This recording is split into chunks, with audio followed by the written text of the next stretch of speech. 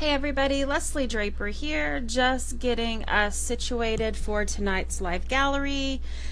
Gonna just kill a few minutes, giving everybody a chance to join the live feed. So, first, let me get back to the event. I will have the live event pulled up on my laptop to read your posts, and then I will be streaming live via the headset on my phone. So if this is your first live gallery, this is how this works. Okay, so you can chat with me by typing in at the bottom of the image. You see like a little text icon. You can type there and then send it to me, and I'll be able to see it. Now, where this gets a little challenging is that if several of you type at the same time, then I don't see it. It scrolls up. So I will not intentionally ignore your message. But if it gets fed through at the same time as someone else's, then, I might miss it. So, type it again. I mean, don't type it again and again and again. But if I'm done with the message before and then you type something, and especially if I'm talking to you, type it again.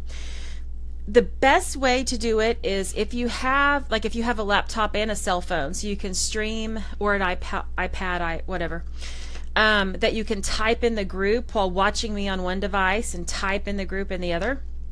That's a fantastic way to do it too. And my ears are itching like crazy. I think I'm allergic to a little something that was in our dinner. My ears are itching. Of course, the last live gallery I had, Piper started puking in the middle of it. So for those of you that were there for that one, peppermint oil, that was great, right? I am a mom to 3, and sometimes it gets really interesting. So we're just going to continue. We have a full house tonight. We have 13 people. So I'm just going to continue to give us how it works until everybody's in. Okay, hold on. Someone's having trouble getting in. I don't know why she's having trouble getting in, though, because she's a member of the group. We've checked her as going. Let me try again. So for first-time people, it can be challenging to get in here. It can be challenging to get into the... Okay. There we go. I think this person might have actually denied my invitation earlier. How funny is that? Okay, let me try it again.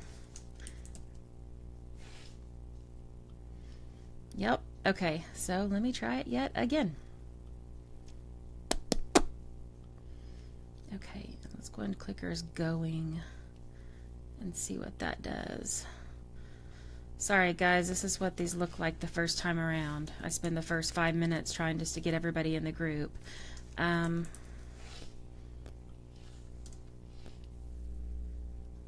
Okay, let's see if that works.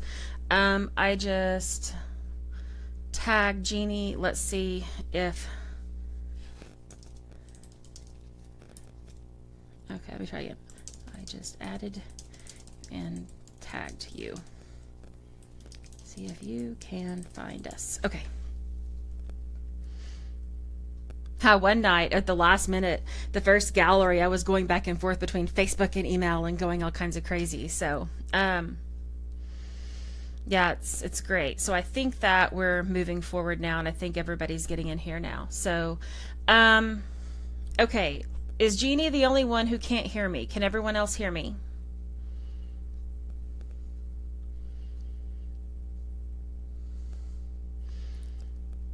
So is Jeannie the only one who can't hear me?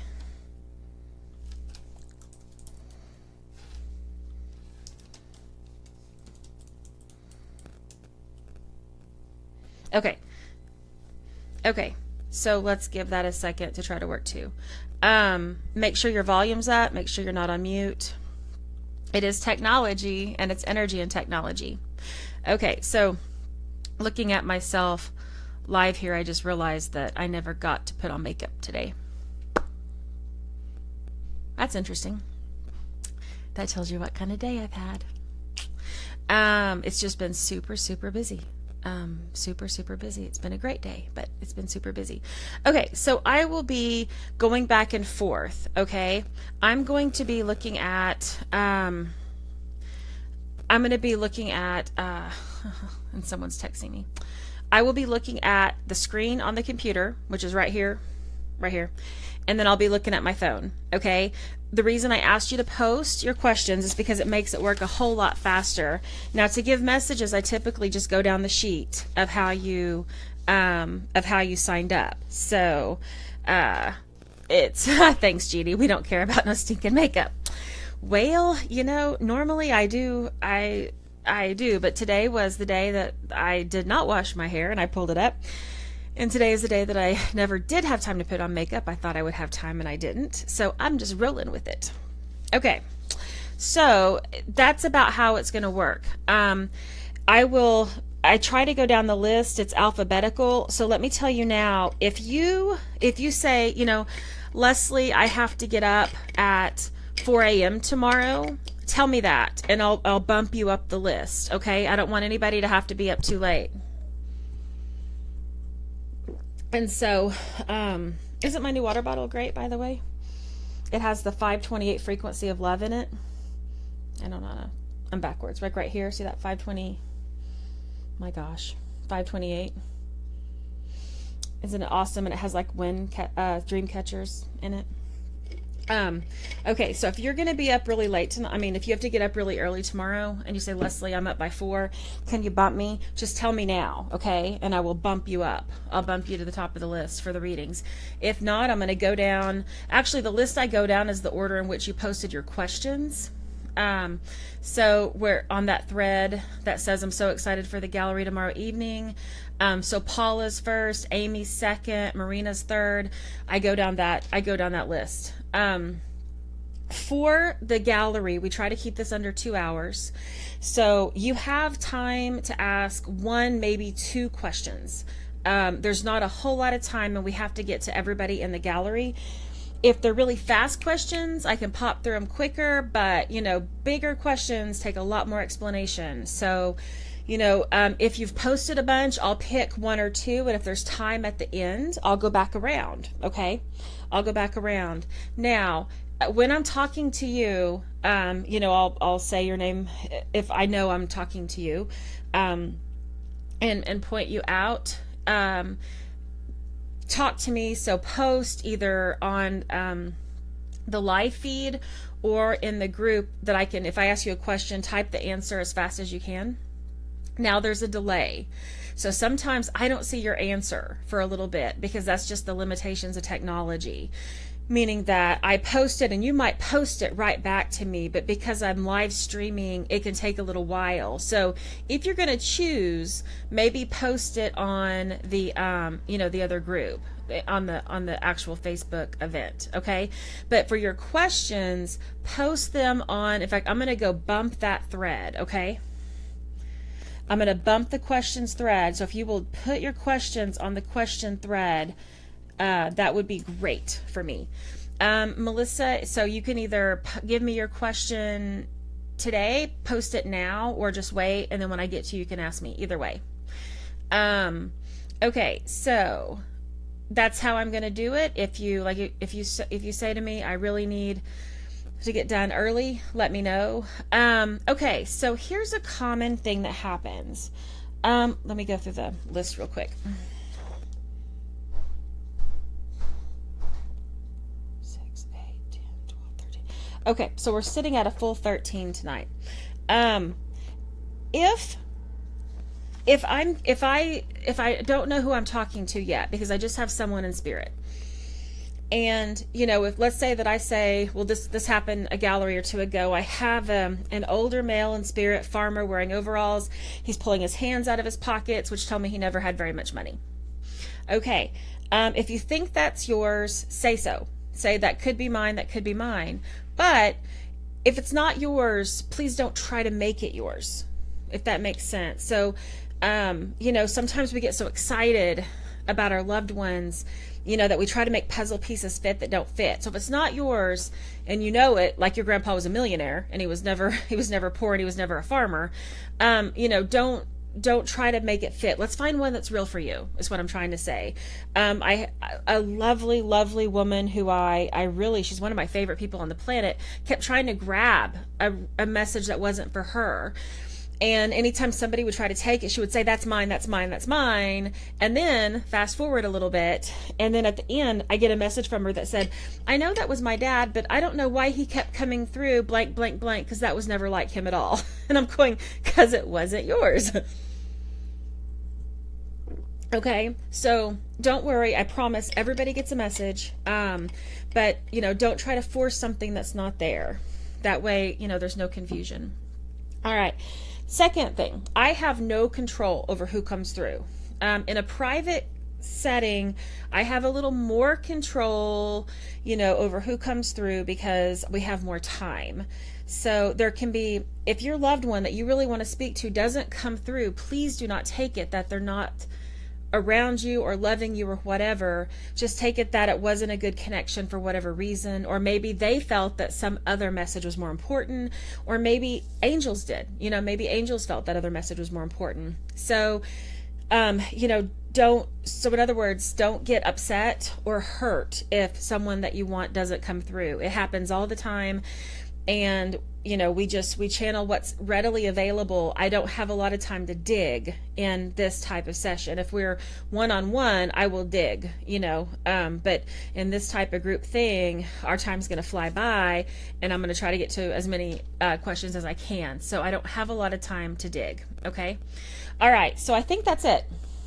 I don't know that there's any other things, but these things go better if you interact, than me sitting here talking at you for 2 hours. So don't chat so much on this live feed here because, that's a little distracting. But on the other one, it's, in the Facebook group, you can talk to each other. So Spirit often does, okay, I'm still live. Sydney posted as the connection lost. So I'm still here.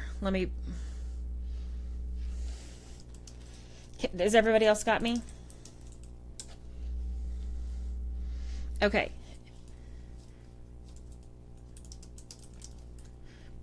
I do recommend, if you're home, make sure that you're using your Wi-Fi connection and not your internet through your phone, okay? The thing I want to stress is that energy is energy, and it's really easy for your technology to get overwhelmed once we get a bunch of spirits around. So just refresh if that happens. If you get kicked out completely, I'm not going to give you a message if you're not in the room. So just go ahead and turn off your phone and turn it back on. Okay. And then also this will be, oh, Gina, I'm so sorry you have no Wi-Fi. Well, we'll just keep a lookout for you. Okay. And make sure that you're still hooked up. The other thing is that Spirit does piggybacking a lot, okay? So I guess there's one more important message here. Spirit's piggybacking. And that means that if there are 3 of you in this room who have lost a father, that the message is very similar, it's going to feel like Spirit's talking to you even if I'm talking to someone else.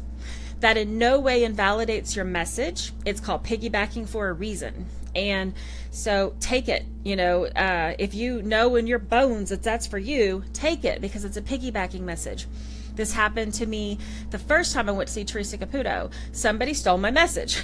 And I know it was my grandma because my grandma was the one talking to Teresa, medium I can see. So I know it was my grandma, but this other lady was so desperate for a message, that's mine, that's mine.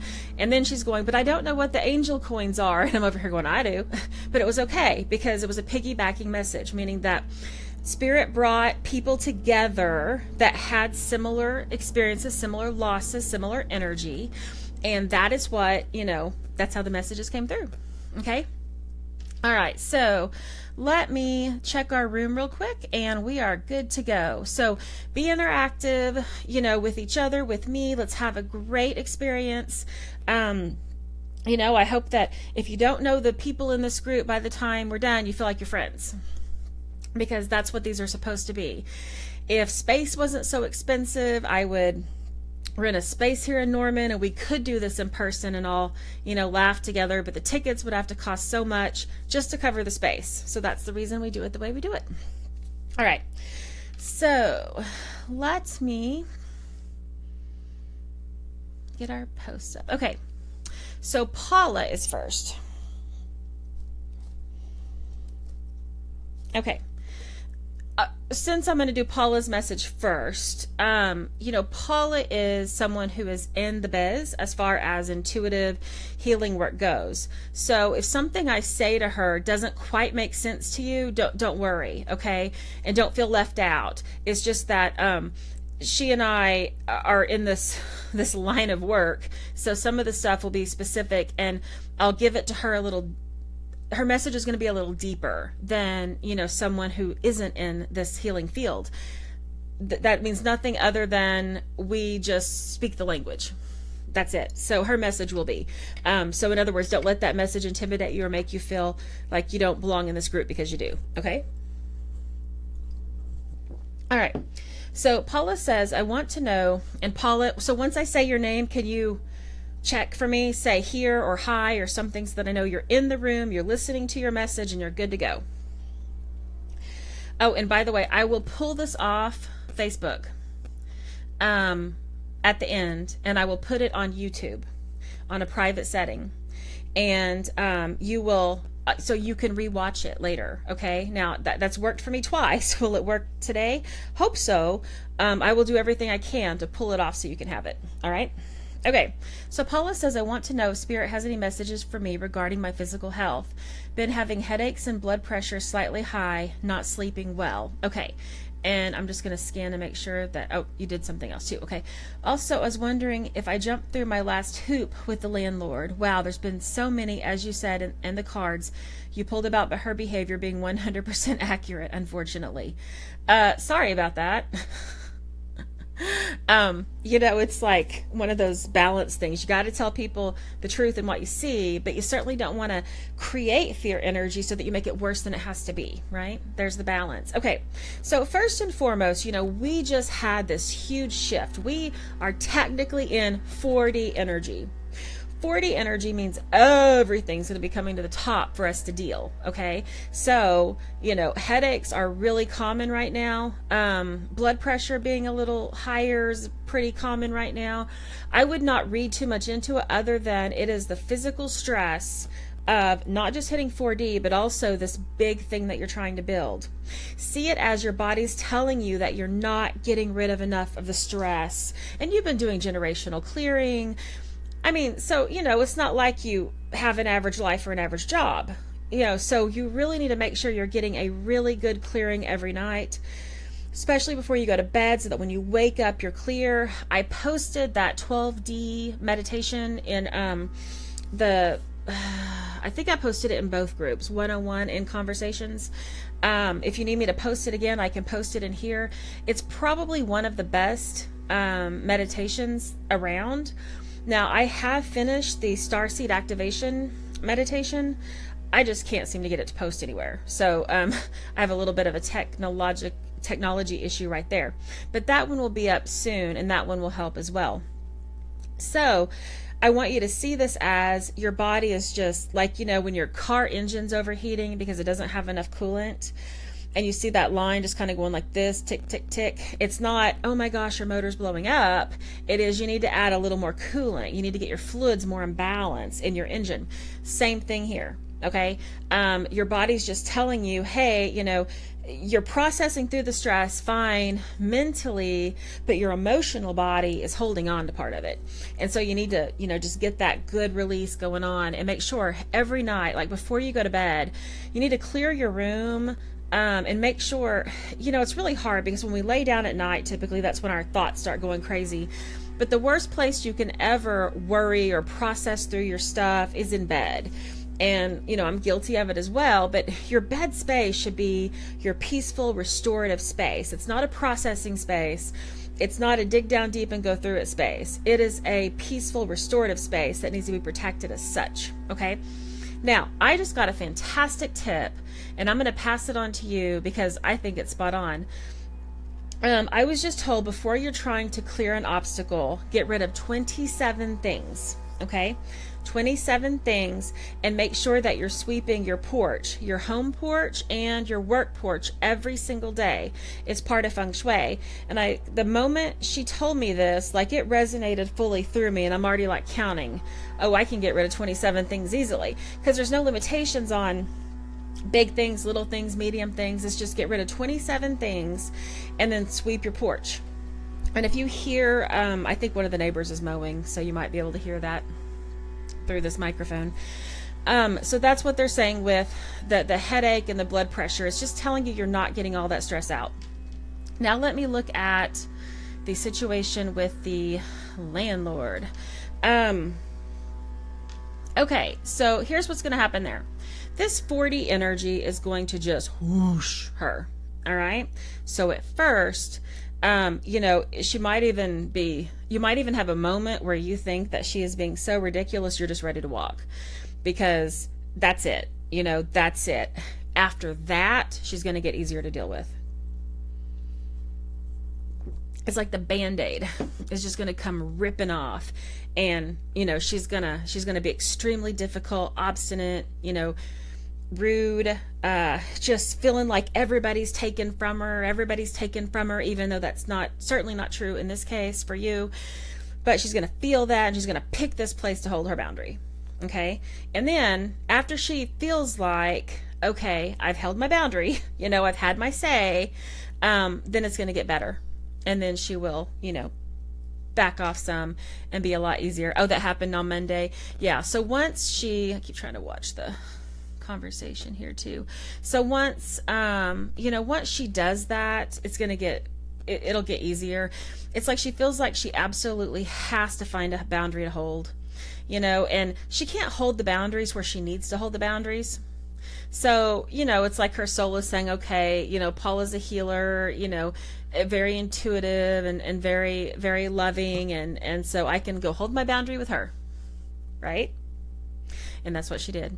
So give her a little bit of time from Monday to work it out, to come, and then you're going to see her be a lot more agreeable. It's like, getting all of it out, like having that screaming vent fight before you can be reasonable. That's it.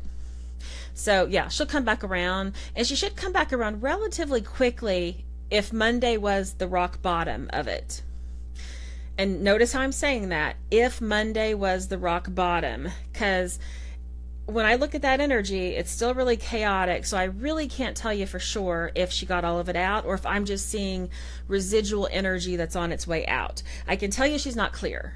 Okay. I can tell you she's not clear, but is she not clear because it's all out? But like that pig pen on Charlie Brown, he walks with that little dust cloud. Is it because the dust cloud hasn't settled yet, but all the stuff has gotten out of her? That's what I don't know. Yeah. You're ready to tell her to shove it. Yeah. I believe that. What Spirit just showed me, I wouldn't do anything with her. But she got to feel like she held her boundary. She got to feel like, okay, this is good. And now she can be, moving on. So yeah, it should be. But really, every night before you go to bed, make sure you're clear. Okay? Because by the way, that will be residual. That energy will be residual. So it'll just build and build and build until it's big. And so that Ziggy just walked across my feet. I thought that was someone else. I thought we already had pets in spirit in here. But anyway, it will build. And so, it'll build until it becomes a much bigger deal. So just make sure you're clear every night before you go to sleep. Okay. Awesome sauce. She'll be better once she feels like she's had her say and she's held her boundary and she's, once she's done that, she's going to be a whole lot better. Okay, next one. Who is next after Paula? Okay, so Amy and then Marina, just so I go down the list, okay?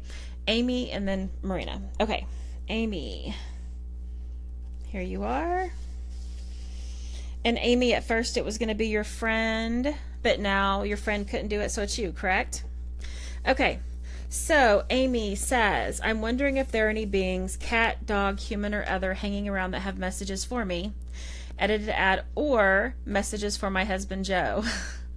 Love eyes, love eyes, love eyes. Yeah, yes, it's you. Okay, let me see here. You have, Amy, you have a really strong connection to the elemental kingdom. Um, pretty strong. And so, when I connect to you, I immediately get all of the earthy energies coming in. Um, actually, have you had quite a few pets that are now in spirit? Like over your lifetime, have you accumulated? Because either these are your pets that are now, in spirit and coming back, or these are all elementals that are here. It seems like a lot of them are probably, they were, dogs and cats, and now they're back as elemental energies. Okay, I'm kind of surrounded. I said I thought Ziggy came in right when they came in, and they all kind of came in together. 10. Whoa. Okay, so which one has the biggest god? If I say, and I don't mean god as in God, I mean joked about being a Greek god or a Roman god or a little goddess, or who has the god energy of your fur babies?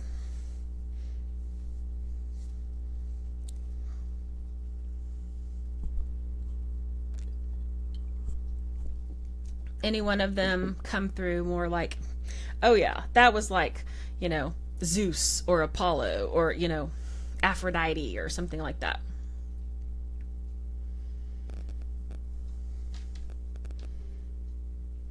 And this is that little bit of a delay I was talking about. Buddha? Okay. Well, that name works. Yeah, Buddha's kind of a godlike name, right? But you spell it differently. Does it have the same intention? Okay, so message coming through about Buddha first.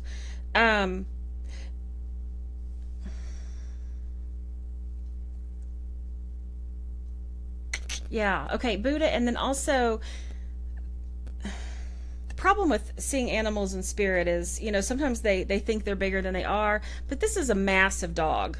So was this like a chihuahua that felt big, or was this a huge dog? I'm going to say huge dog, but I see a huge dog, also coming through. And this dog had a stronger connection to your husband. This big guy. So I have Buddha coming through, and then I have a big dog, a really big dog. Let me ask. Harry, was Harry, I mean, like Great Dane or something that big? What kind of dog was Harry?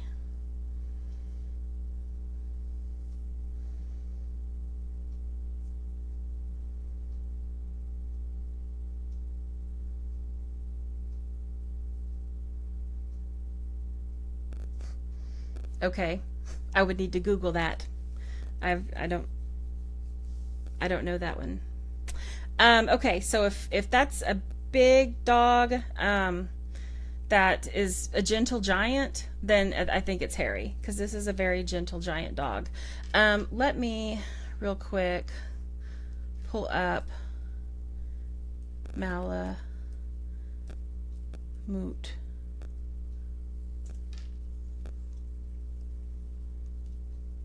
Okay. Was it an Alaskan Malamute? Is that right? Um, okay, yep.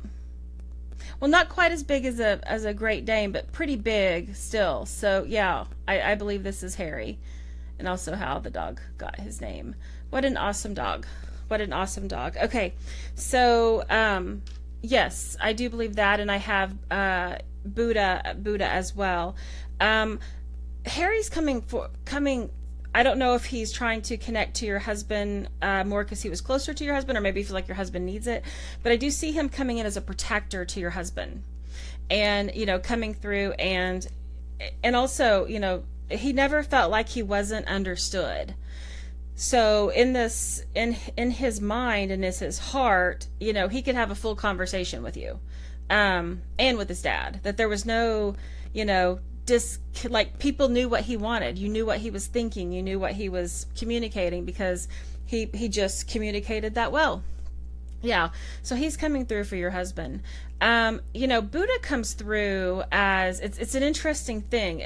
Buddha probably lived up to the Buddhist idea of non-attachment, because it's interesting. On one hand, Buddha's kind of over here all transcendent, and on the other hand, Buddha's trying to get in and get some love. So, you know, Buddha might have been a little bit hypocritical in you know, being all transcendent and not attached, because he could play that part well, but he also really loved love.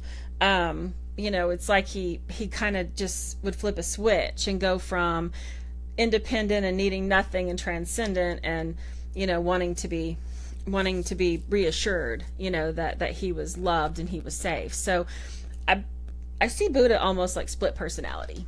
Yeah. So they're the ones coming through. Now I know you have a new dog, right? Is that what I saw on Facebook? You have a new puppy. That's quite a bit of work. So what they're saying, that the consensus is that this new one is going to be a handful for you guys. This new one is going to make you feel very young and make you feel very, you know, very spry. Yes, Ripley. That's right, Ripley. Yeah, so all of your, you know, ones in spirit and even your elementals love Ripley because Ripley's such a handful. You know, it's like Ripley was the shot of youth and adrenaline and, you know, puppy and madness that you needed in your life. And so Ripley is so under the influence of all of these spirit brothers and sisters. So look for Ripley to do things that are very similar to things that the other loved ones have done. Communicate that way, have some of the same little nudges, you know, do some of the same play moves. Look for that, because Ripley's very, very open energetically and is getting all of this great influence from them. Yeah, you see that all the time. Yeah, I believe it, because let's see if you posted anything else on your questions, because it's all over the energy. So you are absolutely surrounded by the earth energy. You are surrounded by elemental energy. You know, here's where I don't know if this is like a literal thing you're going to do, or if it's more of like a out of body travel thing you're going to do. But I see you climbing pyramids very soon. South America, I see you exploring some of that. So if you're not going to go down there in your physical body, you're going to go down there in your dreams. You're going to go down there in your OBE states, because I keep seeing South America and temples and pyramids, and going there and reawakening all of this ancient wisdom that is held within you. Okay? So that's not far off. Okay? I mean, that's much closer than you think. Maybe even very soon. So it may happen that things absolutely open up for you to go there physically, but I know you're going to go there on the astral plane, because you're going to be awakening parts of ancient wisdom within you that is held down deep, that you've been holding on to, waiting on the time to see it happen. You know, so you are surrounded by earth energies, surrounded by elemental energies, and now you have this whole cosmic explorer thing with ancient wisdom coming in. So it's about to get really interesting in your life, Amy. Very interesting in your life. Hold on tight, girlfriend. Yeah. Hold on tight. You can't wait. I bet it's gonna be pretty intense, but it's gonna be a great intense, and you're gonna love it. Okay. So yeah, you have lots of babies around you, lots of elemental babies around you too. Okay, let's see. If you didn't ask anything else, I'm going to move on. And so, okay, Marina is next, okay? Marina. Okay, so Marina asks, I need help with discerning negative energy and body pain that is mine and from others that I absorb. How do I clear this stuff and better protect myself from absorbing it? Are there any messages for me from transition spirits? Okay, there's two techniques I really like, Marina, when it comes to trying to figure out what is mine, okay? And that is really the first question I ask myself. Is this mine? I go to Louise Hay and I look up what is the emotional connection to whatever it is I'm experiencing, and then I try to figure out if I can connect it to that. And if I can, then I assume, yeah, it's probably mine, even if only partially, and I start working at that. The other thing is you can use your essential oils to do emotional release technique.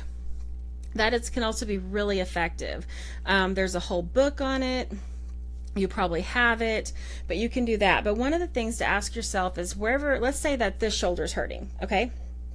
So concentrate on the shoulder, go into it, and really ask your body, is this mine? Is this mine? And try to keep your head clear and see what pops in there. So if your friend Sue, who had shoulder surgery 6 weeks ago, if she pops in your head, then it's not yours. You know, you're being shown that this is actually Sue's, that you've taken it on and you can transmute it for her. If you ask yourself, is this mine? And then I look back and I see maybe like a young Native American girl who is shooting a bow and arrow, and she accidentally pulls it then, well, then that's probably yours. It's probably related to a past life. Okay, so as you know, go to the place that hurts and commune with it. Let it tell you its story. Every part of your body can tell you its story, you know, and it wants to tell you its story. So it will reveal to you, is this mine? Is this someone else's? But we have to be, you know, right in that right frame of mind to listen. And if you start grasping, you know, if you start grasping and trying to think up something, then walk away from it, take a break for a little bit, and go back when your head is clear, and be like, okay, is this mine? Is this mine? And really just sit with it. See it as a story that your body's trying to reveal. But I like those two techniques best. The other thing I really, really, really, really love is EFT tapping, emotional freedom technique. And you can Google, I like thetappingsolution.com, and I will just post this in the group real quick so that you guys will have it. The reason I like thetappingsolution.com is because it's Nick and Jessica Ortner's.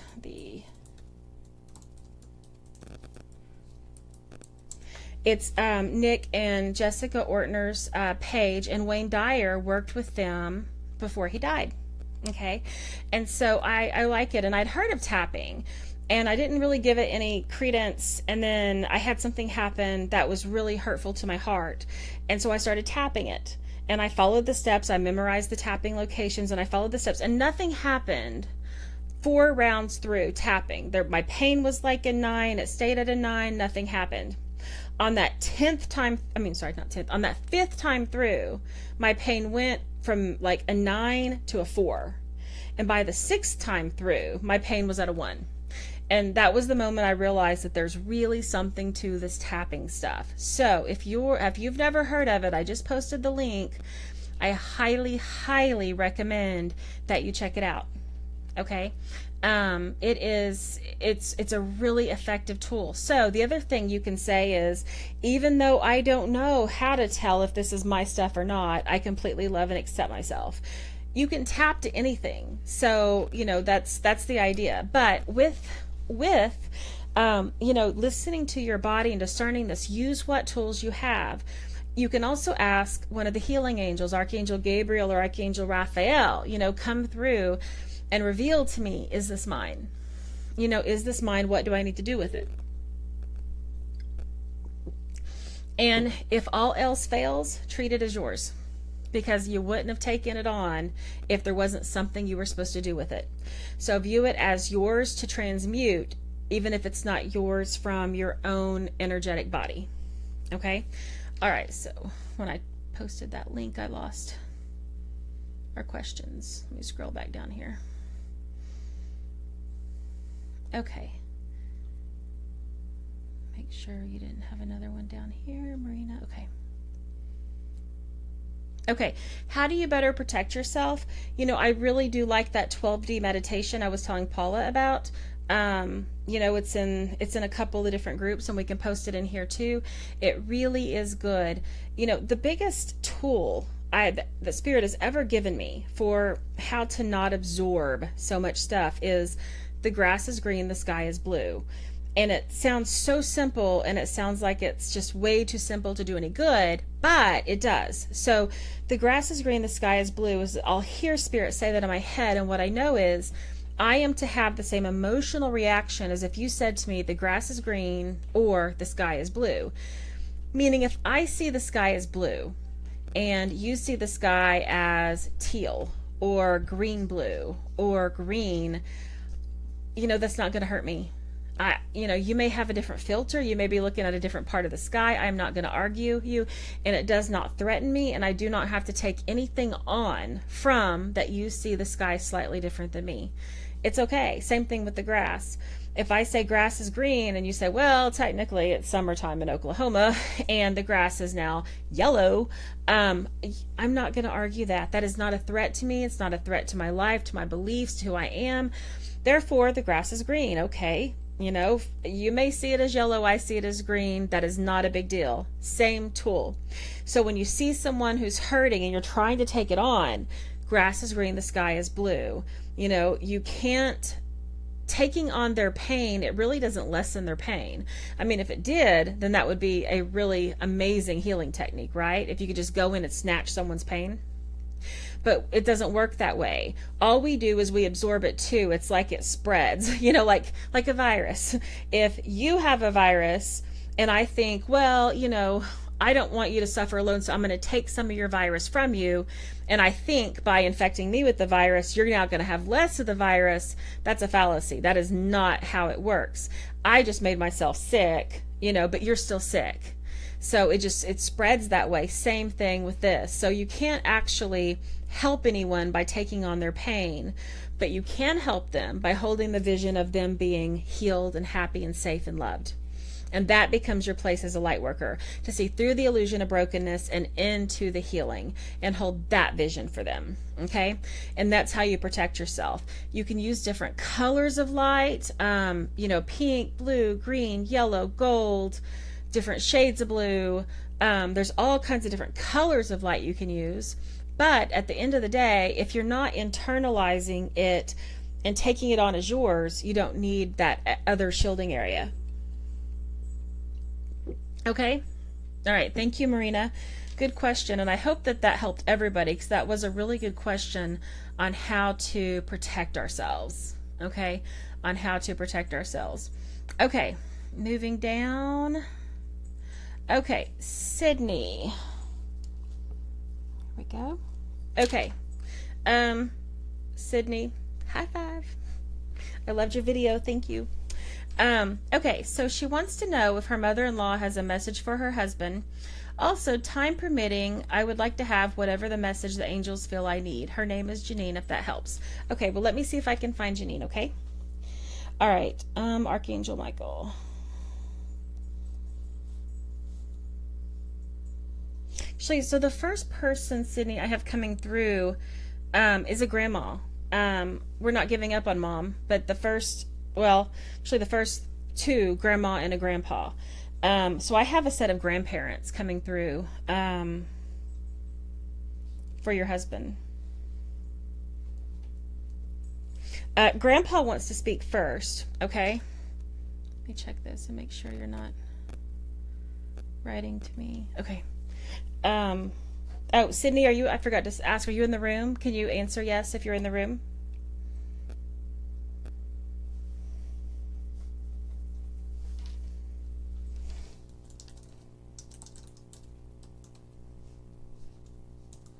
Go figure. Go figure what, sis? Okay. Grandpa? That grandpa came through first, is that what figures?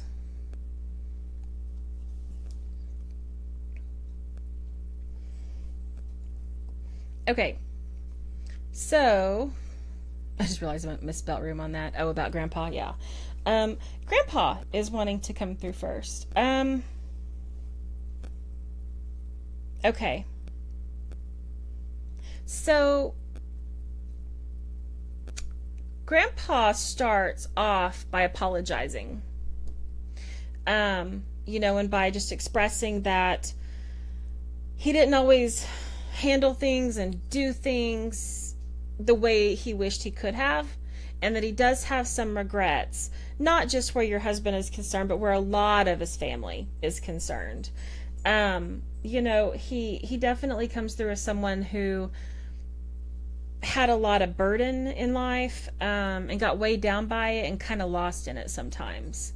But he really wants to express that despite what he would consider, I don't know whether to say flawed genes or just heaviness in the family line or however you want to look at that. Despite that, he says that your husband is a really good man, and has worked so hard to outdo, get beyond the limitations of those who came before him. Does that make sense, or do I need to go deeper into that, Sydney? I need to get my drink. I'm trying not to knock off my phone. Hold on. There it is.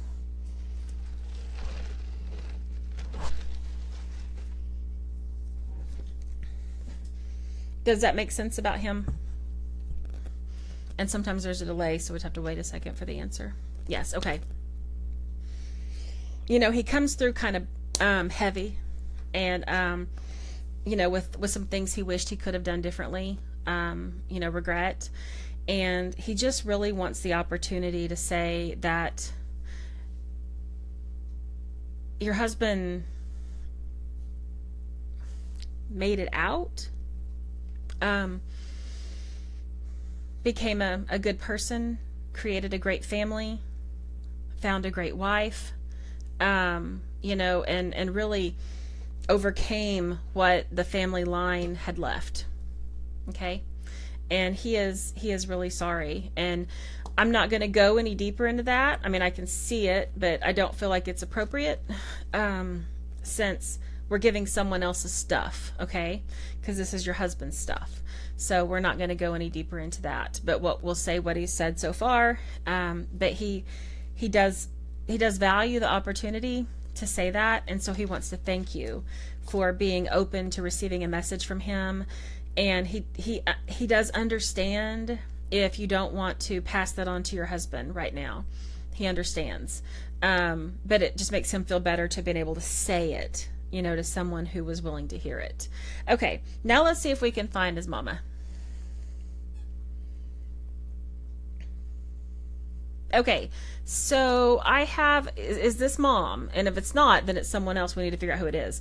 So I have a woman who died. I feel like cancer maybe started in the breast area, but then it went metastatic. I feel my lungs are impacted. I'm having a little bit of trouble getting breathing deeply. So I feel like I had to breathe real shallow at the end of my life. I feel kind of restricted and constricted there. I also feel a little confused. I mean, that could be oxygen levels, or it could be something, if whatever is in here went metastatic, then it hit my brain too. But I definitely get the pain in the breast. I get the restriction on the breathing. And I get shallow breath and confusion, and she feels young to me. I mean, definitely not old, like, okay, great, that's her. Yes, I love it when I nail it. Okay. I'm a dork. And this is recorded. God, I just love how dorky I am. Okay. Yeah, she definitely had trouble breathing at the end too, because there's real restrictions on my breath. So he said brain cancer, breast cancer, then brain again. Yeah. Okay. So she's coming through. Yay. In some way, she says it's really hard to not feel cheated. To not feel cheated of getting to watch her grandkids grow, of getting to watch her son find happiness. Piggybacking, Paula. I know, right? Piggybacking. Sorry. Yeah, messages piggybacking. Now back to Janine. She says, on one hand, it's hard to not feel cheated if you think about it that way. If you think about the fact that, she says, I really didn't get to see my son at his happiest, I'm so glad, she says, that he found you and that you're standing by his side. Because she said, My son came with baggage. My son came with lots of baggage. So much baggage, he needs a bellboy. Okay? She's funny and she's witty. So her brain is fine. You know, she's like over here just cracking me up. Like, you know, it's fast. Her humor is fast. So whatever was wrong with her brain is fine. Anyway, she's like, my son came with so much baggage. He needed his own bellboy. And, you know, it was just so awesome the way that Cindy came in and loved him and, you know, just jumped in and he's happy. You know, he might not be happy with some of the things he's having to deal with, but in his heart, he's happy. And she says that is probably like the greatest blessing that she could have. You know, by the time she said that she was really in a place where she needed to bare her soul and speak her heart, she couldn't do it. You know, so she does wish, she has that longing that she could go back and tell him, you know, how much that she loves him and what an amazing man he is. That she could reach out and hug him, because, you know, she does wonder if she ever told him that enough. Did she tell him that enough? She has those thoughts. So, but then, you know, she's like over here saying, yeah, on one hand, you know, I mean, you kind of feel a little cheated. Then on the other hand, you come back and you're like, I get to see all of it from here, and I'm healed, and my brain is fine, and my body's fine, and my breasts are fine, and, you know, I don't have any limitations. So I get to be a much better protector and mom and grandma from here than I did on earth ever.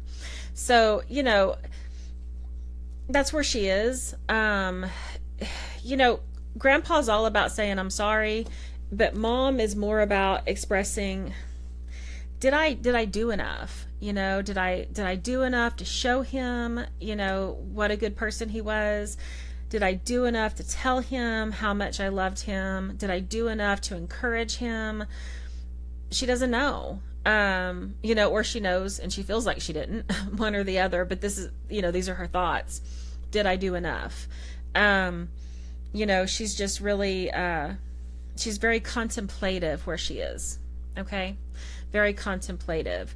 Okay. So, but it, you know, if she says, if I could, aside from that, if I could just tell him something, what I would tell him is that oh, that's so funny, because she was just saying, tell him he's amazing. And you just wrote, she did amazing. Tell him he's amazing. Tell him he is amazing in every possible way. You know, if I'm speculating on something, I'll tell you that it's not quite a clear picture. I'm speculating.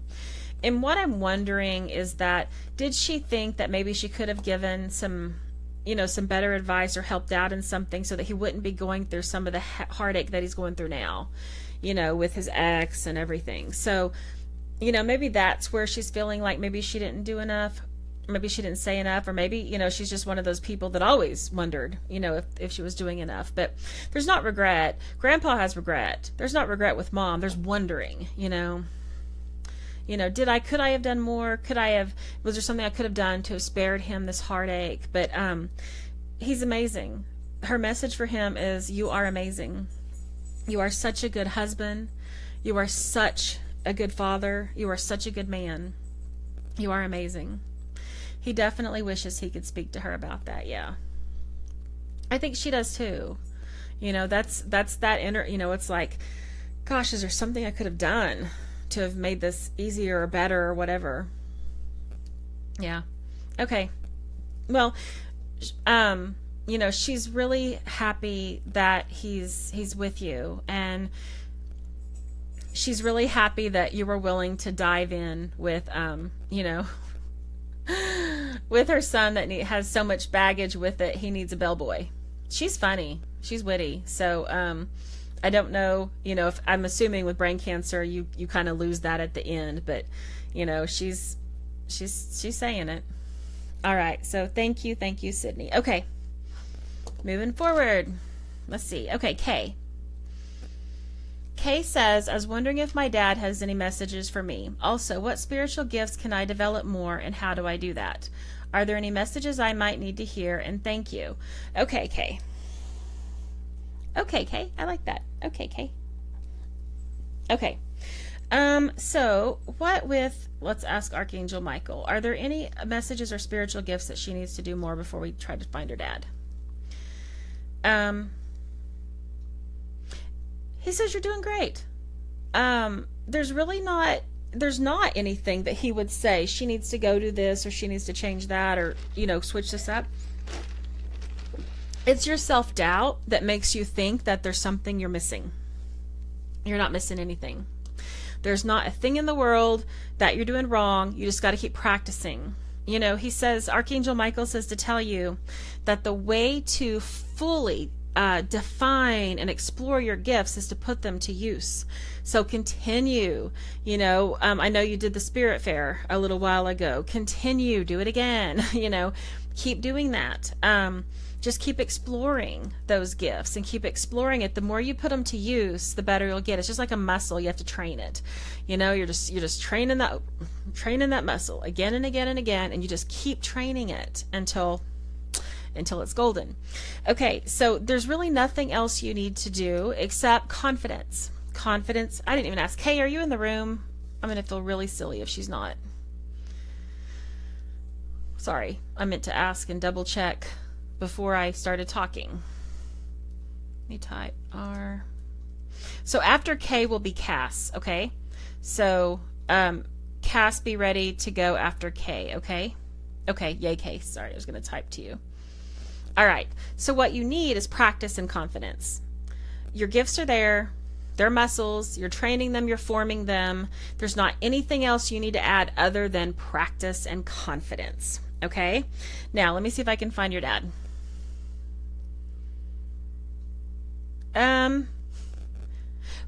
Kay, would Dad be surprised that, I want to make sure it's him.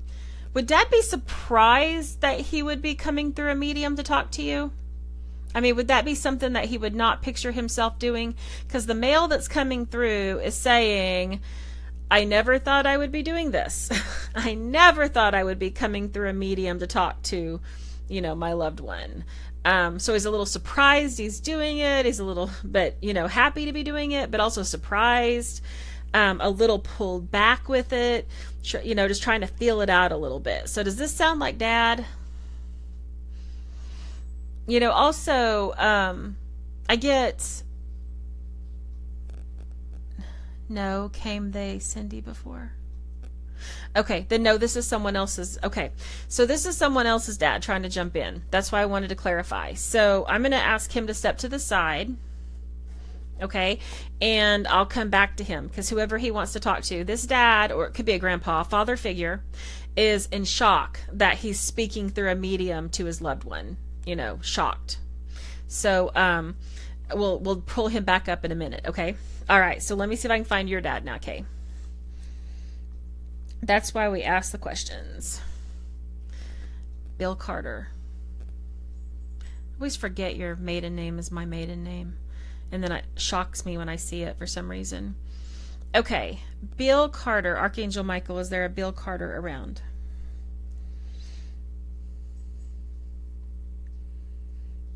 Okay, did he and your mom divorce or separate?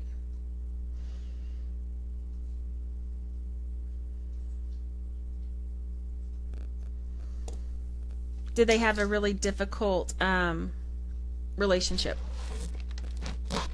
Not healthy. Okay, so let's keep going and see if I got him, okay? All right, so I see a rather unhealthy relationship with your mom. I see a divorce or a separation. When he divorced and separated, I mean, I don't see him as a real, strong, outgoing life of the party guy anyway, but I do see him pulling back even more whenever he separated. Does that sound like him? So like he really did kind of pull back even more. It's like the relationship made him just, want to almost like withdraw from life. And shortly after that happened, he took some big health crashes. Not that they were related necessarily to the separation, but it's just like the the adrenal fatigue and everything became more after he and your mom separated, and so he started having more problems with his health. And does that sound like him?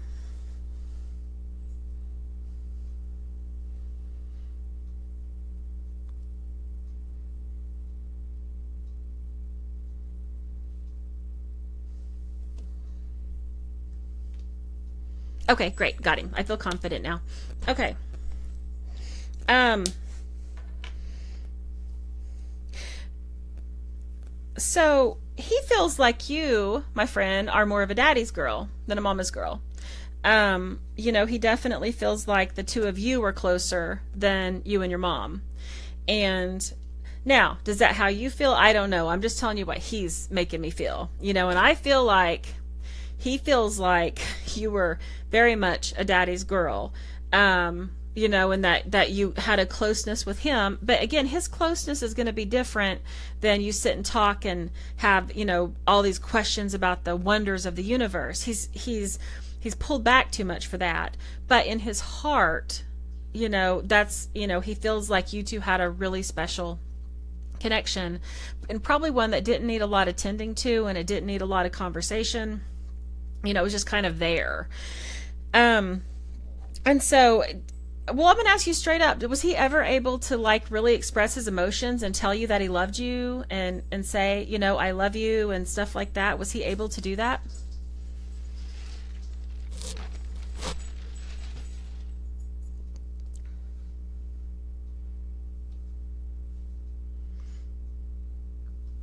Okay.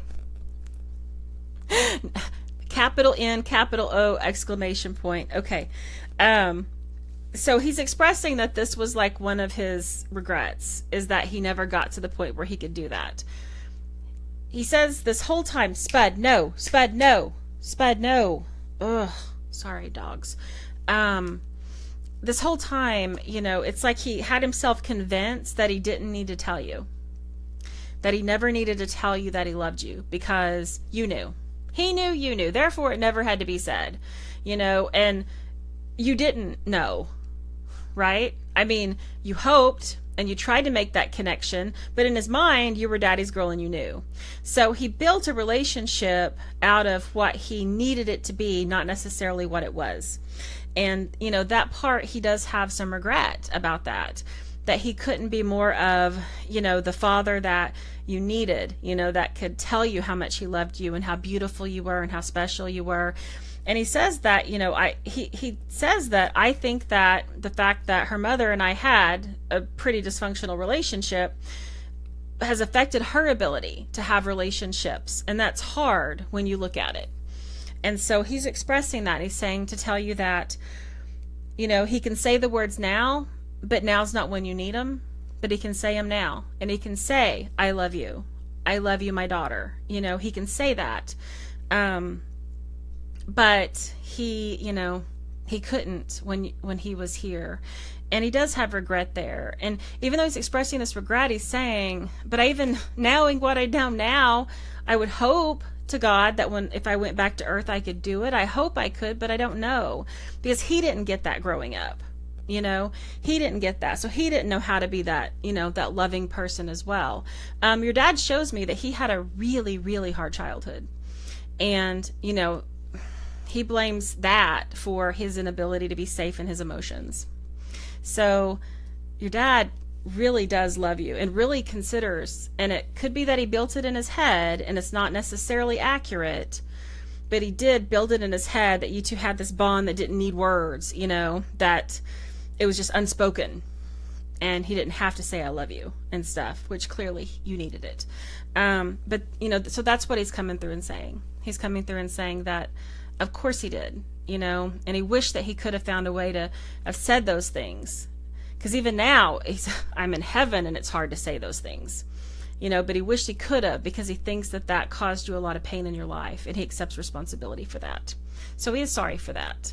And he's also really regretful that, he couldn't demonstrate better what a loving father is supposed to be. Yeah, he's regretful for that as well.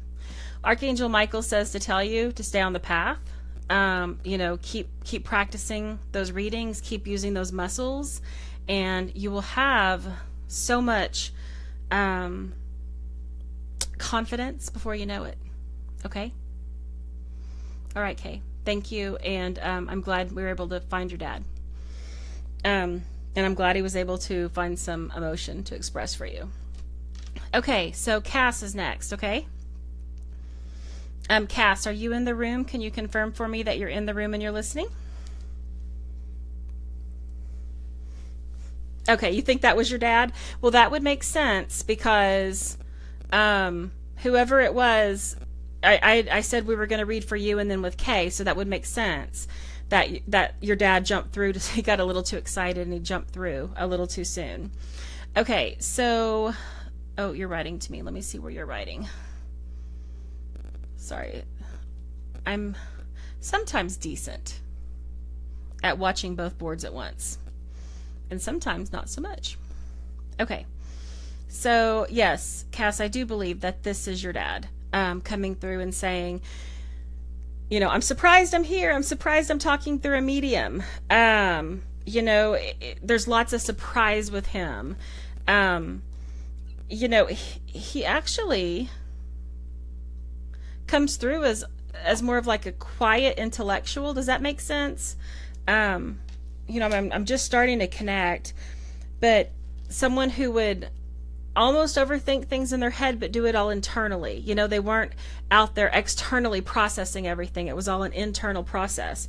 So he comes through more like the quiet intellectual guide. So does that sound like him?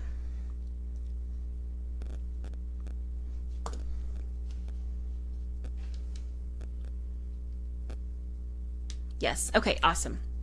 Okay. All right. So he is surprised.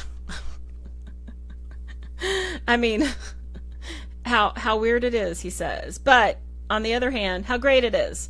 How great it is to be able to communicate with his daughter. He absolutely loves that. Okay, so on that, real quick diversion. My mother-in-law was very fundamental Christian, believed that talking to loved ones in spirit was wrong, was evil, blah, blah, blah. And after she died, I was in my office working. After she transitioned to spirit, I was in my office working one night, and I look up and she's standing just right there. And I was a little surprised to see her so soon, and I said, hi. And plain as day, she goes, I kind of like this. I like being able to come back and see you and have you see me and talk to you. It's nothing like I thought it was. And it was like, for the win, I kind of feel like your dad is that. It's kind of like, well, this wasn't what I thought it was going to be, but okay, this is actually pretty good. I kind of like this. I can talk to my daughter. I can have a conversation with her. So he comes through as a quiet intellectual. Let me find your questions here.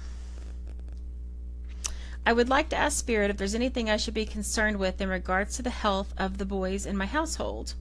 And are there any messages from me in Spirit? Okay. Well, your dad is coming through with a message. Now, you're going to have to clarify a little bit for me. Health of the boys, who do you mean? Health of the boys. Are these human boys? Are these pet boys? Because I'm not getting much on that. So I'm going to ask you to clarify. Who are the boys?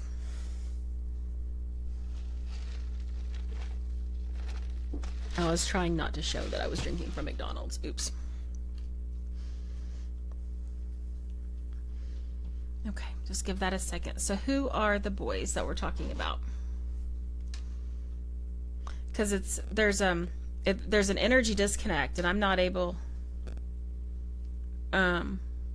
really able to see very much on it.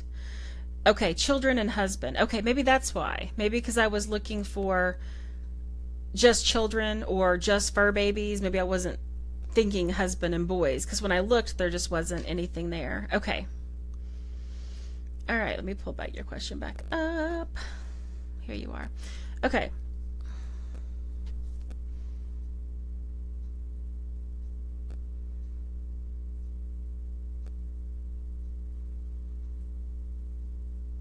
Well, let's wait on the health for the boys for a minute. I don't know, something's a little off there. I'm not getting a real good read on that one. Okay, so let's go ahead and ask just messages from Spirit in general. So your father comes through and with that surprise, but also delighted, surprised that he's doing it, but delighted as well because, hey, he's getting to talk to you. He says to tell you that you worry way too much. You worry way too much. And he said that you always were someone who would, fret and worry and mill things over in your mind, and you could really work yourself into like a locked up stomach over it. And so he says it's all going to be okay and that you don't need to worry like that anymore. He says that there's no need for you to worry like that anymore, that it's all okay. And he does say that you need to really find a way to not have so many worries and to have more peace in your heart and in your mind. So he's referencing faith. Did you grow up in a Christian church? Did you grow up in a church that you're still part of? When he says remember your faith, what is he talking about here?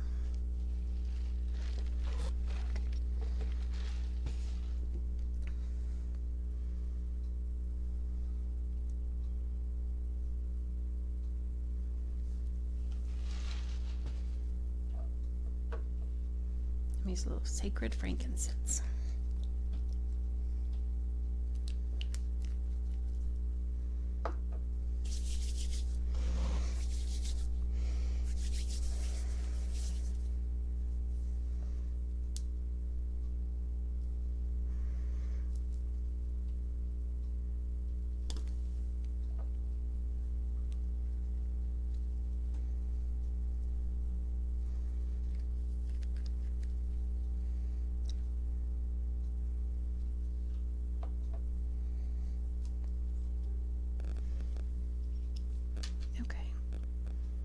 Pull this up. Okay, well, faith, maybe he means faith in, not as in religion, but as in faith in yourself. Because he's referencing faith, not really religion. So maybe it's faith, as in faith as in yourself. Or maybe he's saying you should. That may very well be. Faith is one of those hard ones to classify, because if you say to me, turn to your faith, I'm not turning to religion. I'm turning to spirit directly. I believe in, that's where I have my faith is in the teachings of Christ and in God. It's not really through religion. So it could be he's referencing to remember your faith as in your, direct connection to your own faith in yourself and faith in spirit, faith in that things are going to be okay. So it might not necessarily be go join a church, but more so faith. Now, I've had loved ones in spirit say, get on your knees and pray and go to church. And, that's not what he said. He said, turn to your faith. So that's where I would take it then. If you haven't been active in a church, I wouldn't read it that way. I would read it more as in, faith in spirit, faith in things work out, faith in yourself, faith in your family. Okay, that's the way I would read it. Okay, so let me see if I can get, maybe what I need to do is separate your husband and your sons. Maybe that's why, because I'm trying to look at them energetically as one block, and I need to separate them. So let me look at sons first, okay? Okay, where's that message? There we go.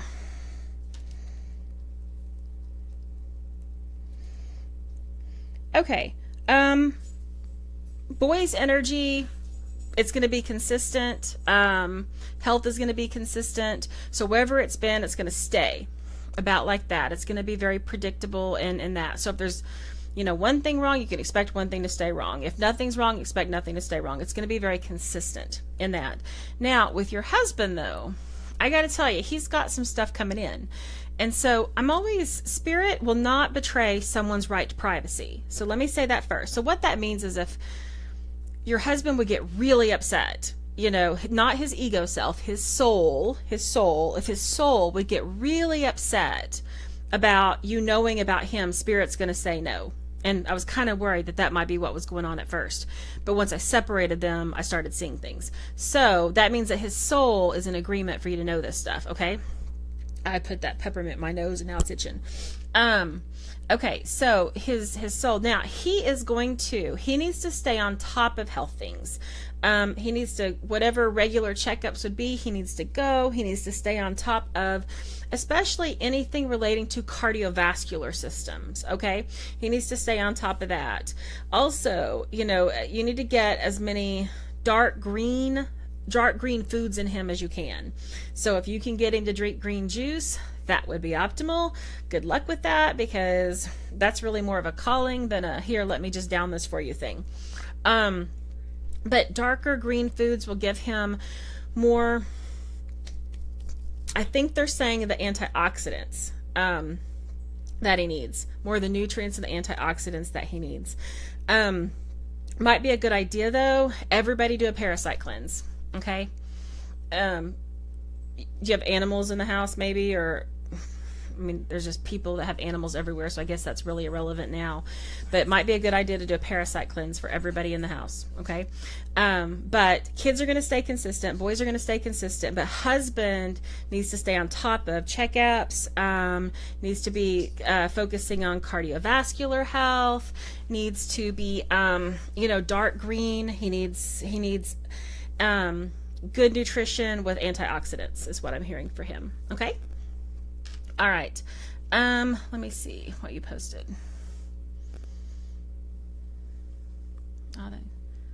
Not anymore. Uh-oh. I don't know what question. I've probably said 20 things since you posted that. Okay, not anymore for what?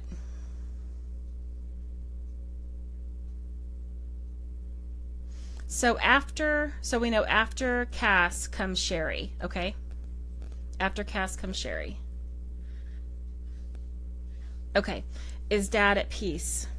Yes. Absolutely, Dad's at peace. Dad is fully transcended. He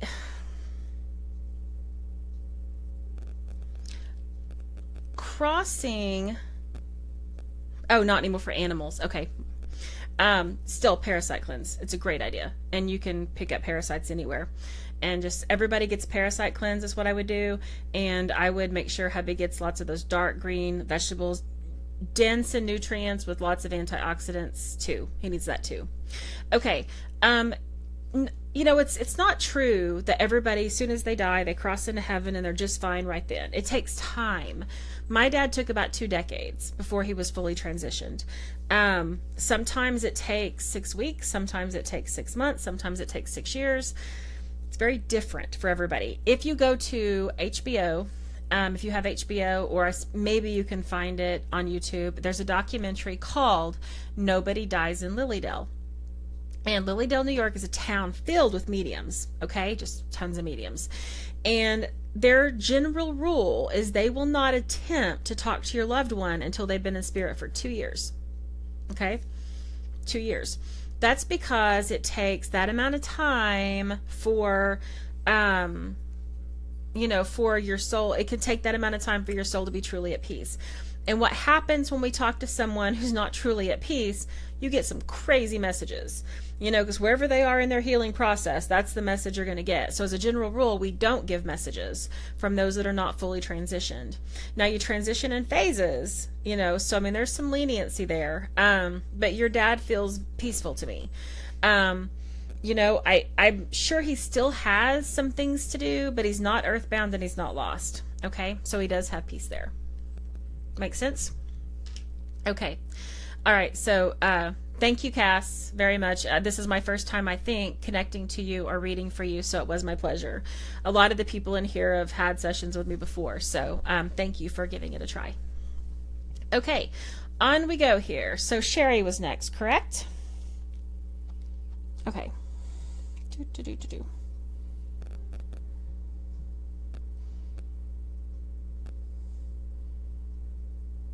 There's Sherry. Okay.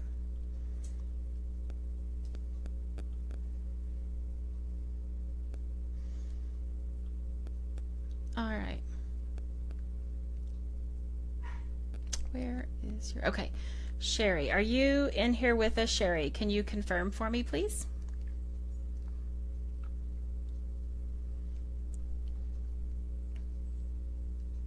So Sherry and then Gina, okay? Sherry, then Gina, and then Beverly, and then Kelly, and then Charlotte. So we're just going right along here. And then Jeannie, Jeannie, you're still on the list, don't worry. But you're in a different thread. Okay. Okay. Wait. Do I have two Paynes, Payne? Oh, Cass, I bet your ticket was under Christopher Payne, correct? I bet that's what that was. You're under Christopher Payne, and you're under Sherry Payne. Yeah. Okay. Okay, great.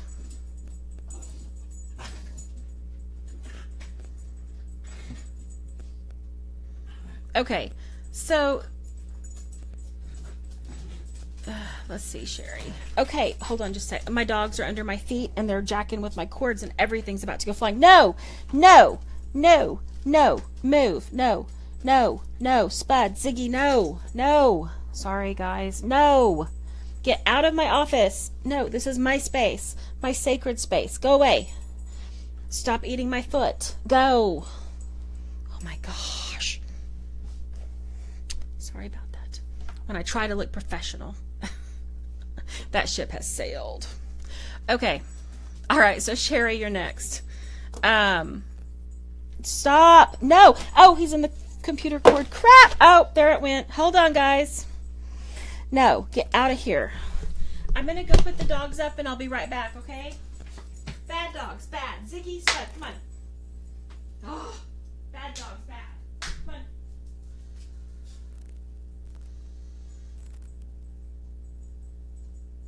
I need somebody to take the dogs. They're down here, they're knocking my cords off and interrupting my broadcast. Get that.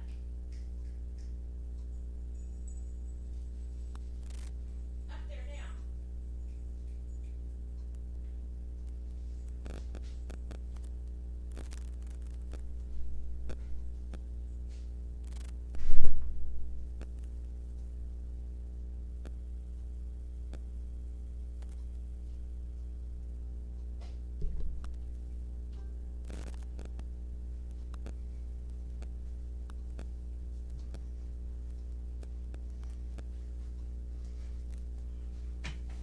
Okay.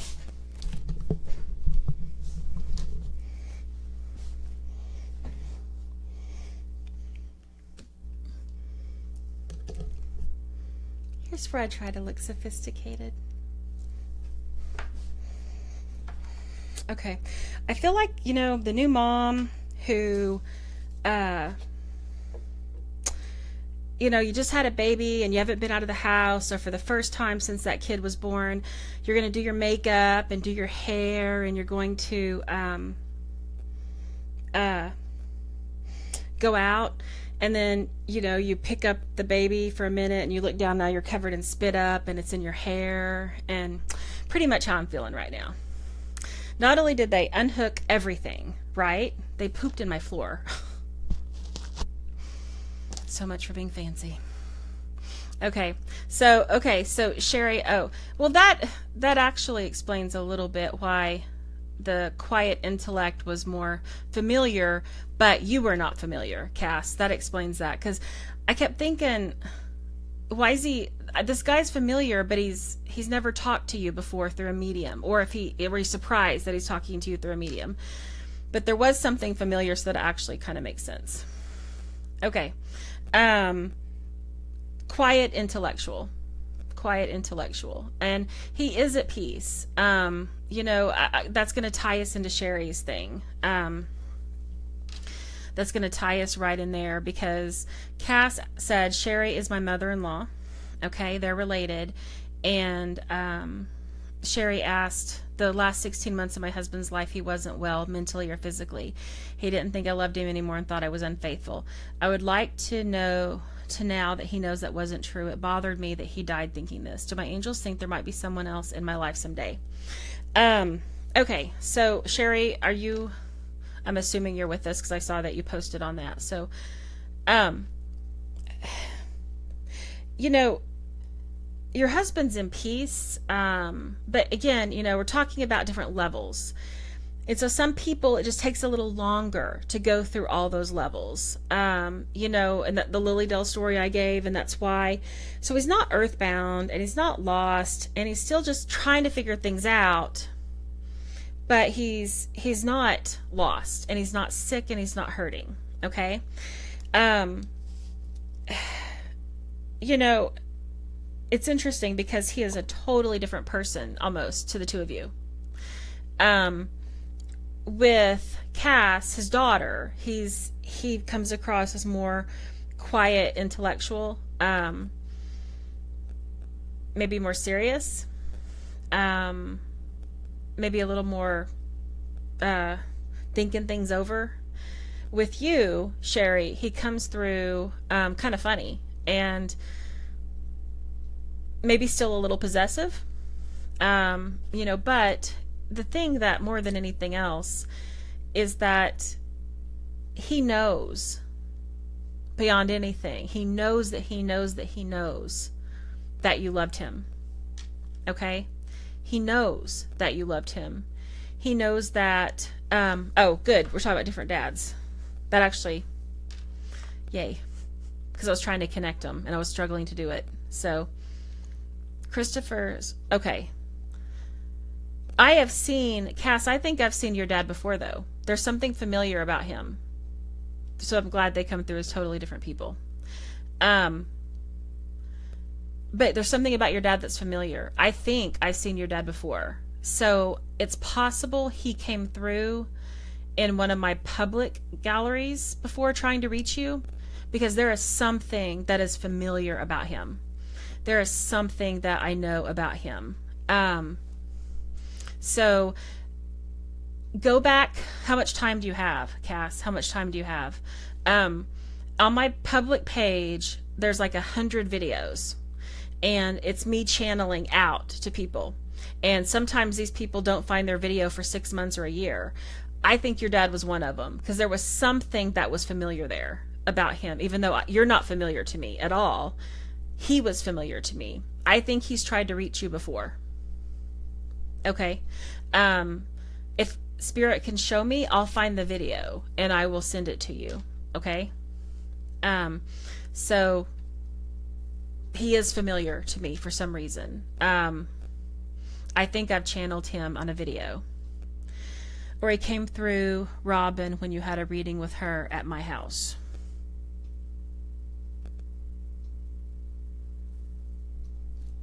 Could be it. Yeah. He's familiar. Familiar. Okay. So, Sherry, you said he's funny and positive. Okay. Let me get your questions back up. Sorry. When the dogs did that, they totally screwed up my mojo. I got to get it back now. Okay. Do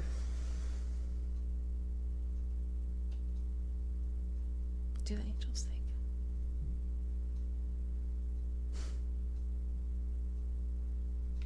I'm just watching a movie in my head. Hold on.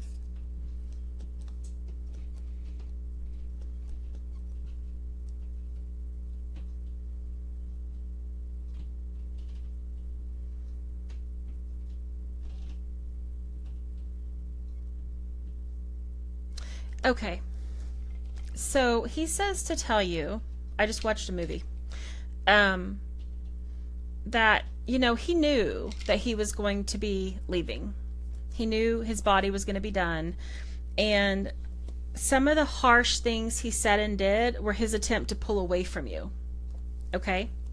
Were his attempt to pull away from you.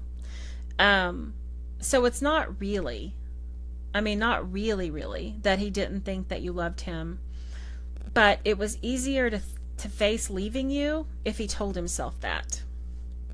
It was harder to face leaving you if he, believed that this was going to be as hard for you as it was for him. So it was very much a coping mechanism. he says she wouldn't have put up with it if she didn't love me. I know that. She wouldn't have put up with it. It took a lot to set her off, but once that trigger was pulled, there was no going back. His words. And so he knew that. He knows that. It was a coping mechanism. Absolute coping mechanism. So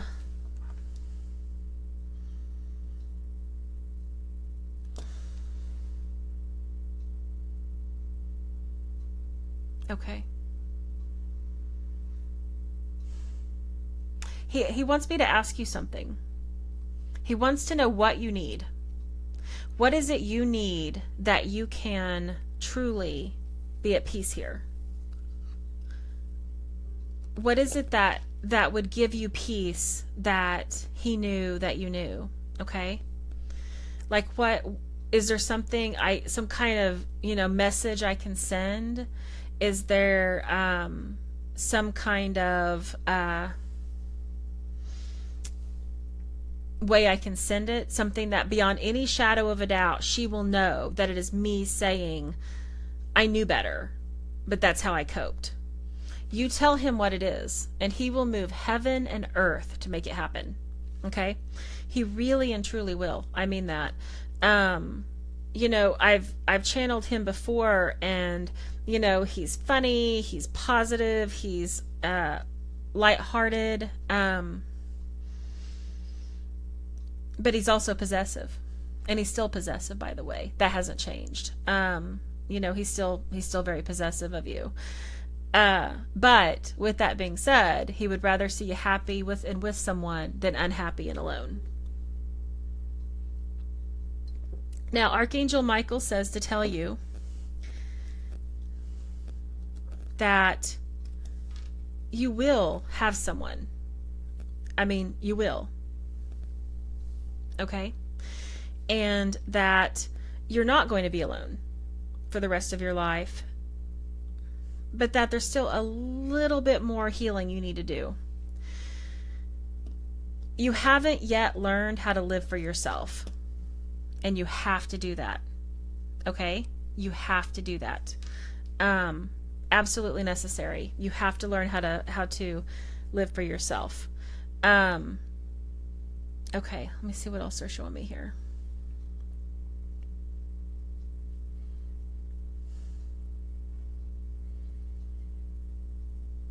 Sherry, do you feel like you have been able to let him go?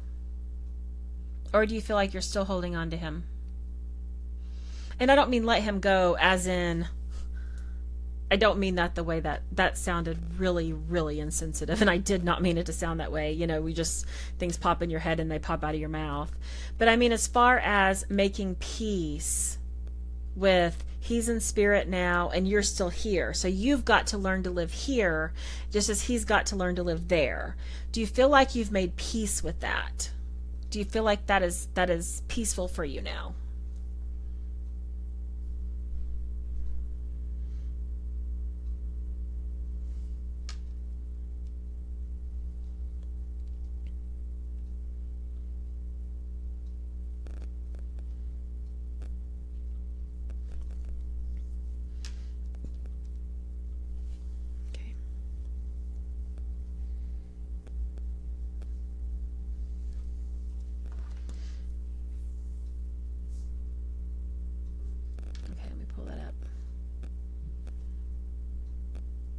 You think so mostly? Okay.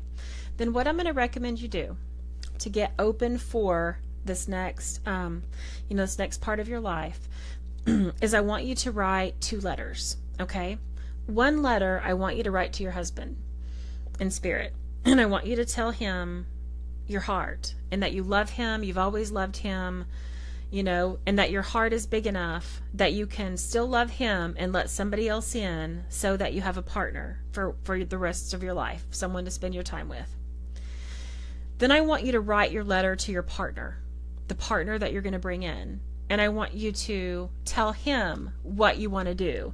So tell him, I want to have a partner who I can spend my life with, who I can spend time with. These are the things I enjoy doing.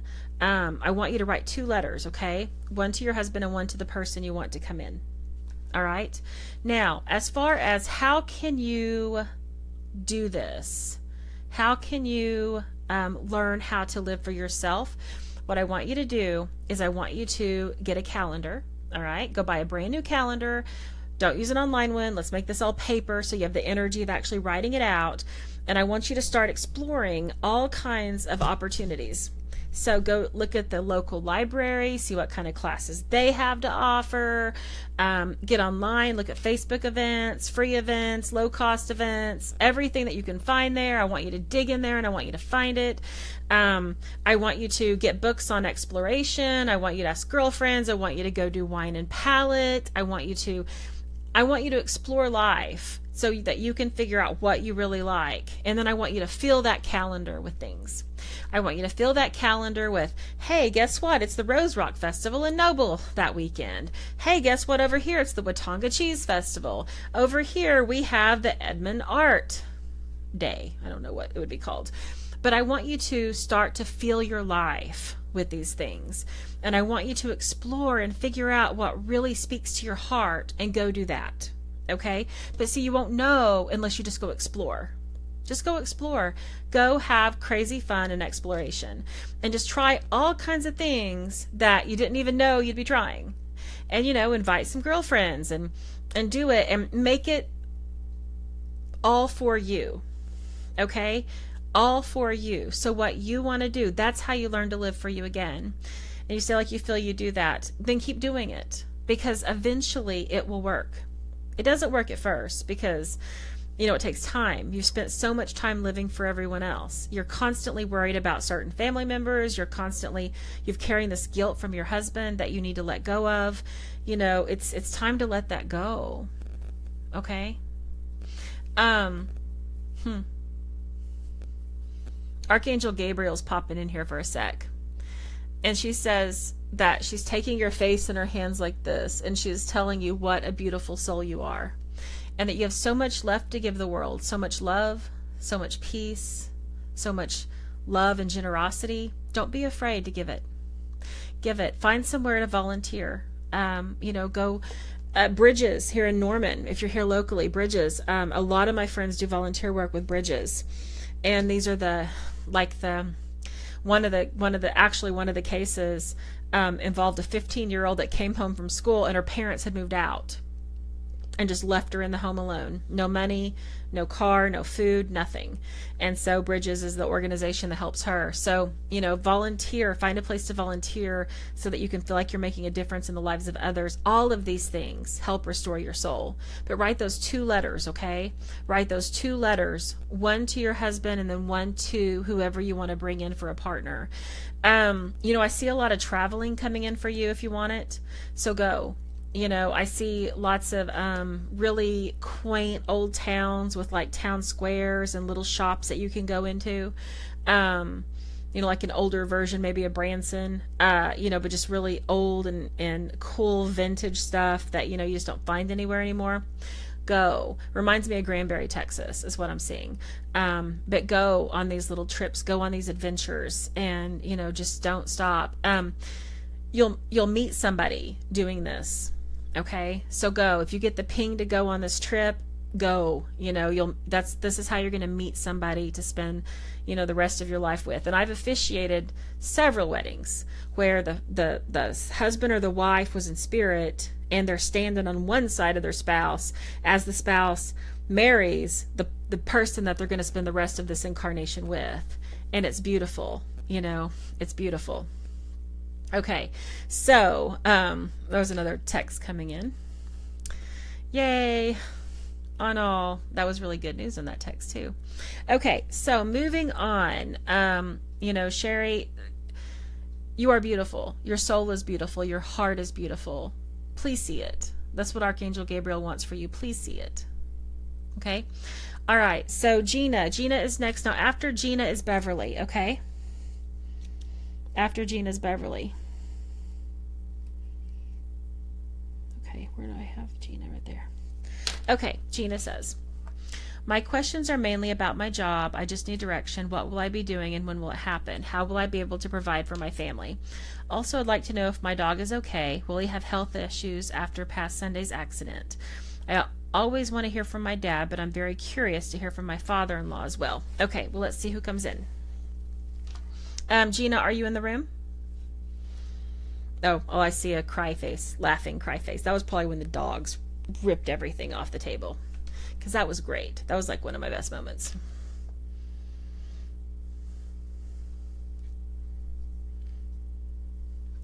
Okay. All right. So, let's look at job first.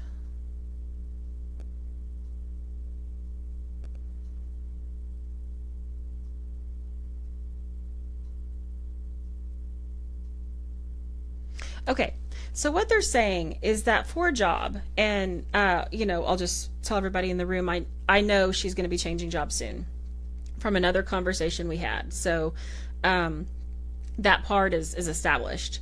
So what Spirit is saying is that it's gonna look like you're going down one path, and then very suddenly and abruptly that path is going to shift. Then very suddenly and abruptly, that path is going to shift again. And those shifts will get you to the job you're supposed to have. But you're going to feel really uncertain and really iffy and icky and oh my gosh in the middle of it. Okay? And so remember that when you're in this shifting line, that's what it feels like. All right? That's what it feels like. And so just keep putting one foot in front of the other. Sorry, all these texts keep coming in. And knowing that you are going to get a different job. I actually think you're going to get one job, a transition to a job, and that's not going to be the end job. And I think that next job will be the job that you want, the end job. I think you're going to go bump through it. Okay. The transition job will probably be pretty similar to what you are, not quite the same to what you're doing, but kind of similar. And then after that one, that's when. So an example of this in my head could be, we know we have a very concrete date of when your job is going to have to wrap up. So someone is going to, it's like you're going to fall into a job. It's like they're going to say, well, she ran this office for so long. She's amazing. Surely she can be used over here. And so that opportunity is going to come as a transition. After that, that's when you're going to get more of what you want in here. Okay? More of what you want. Okay. So I feel like the transition is going to happen pretty quickly, probably within the next 6 weeks. And then that job you'll have for a couple months before you transition to the one that you really want. Okay, so you'd like to know if your dog is okay. Will he have health issues after past Sunday's accident? What happened to him on Sunday? What kind of accident did he have?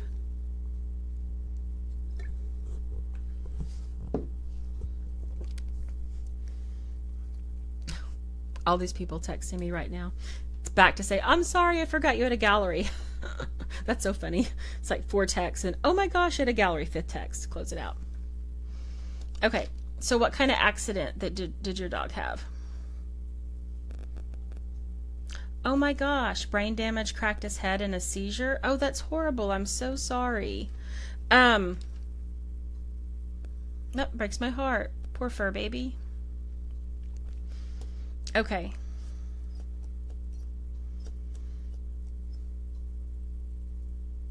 You know why he's going to be okay? Is because you're going to heal him. Okay?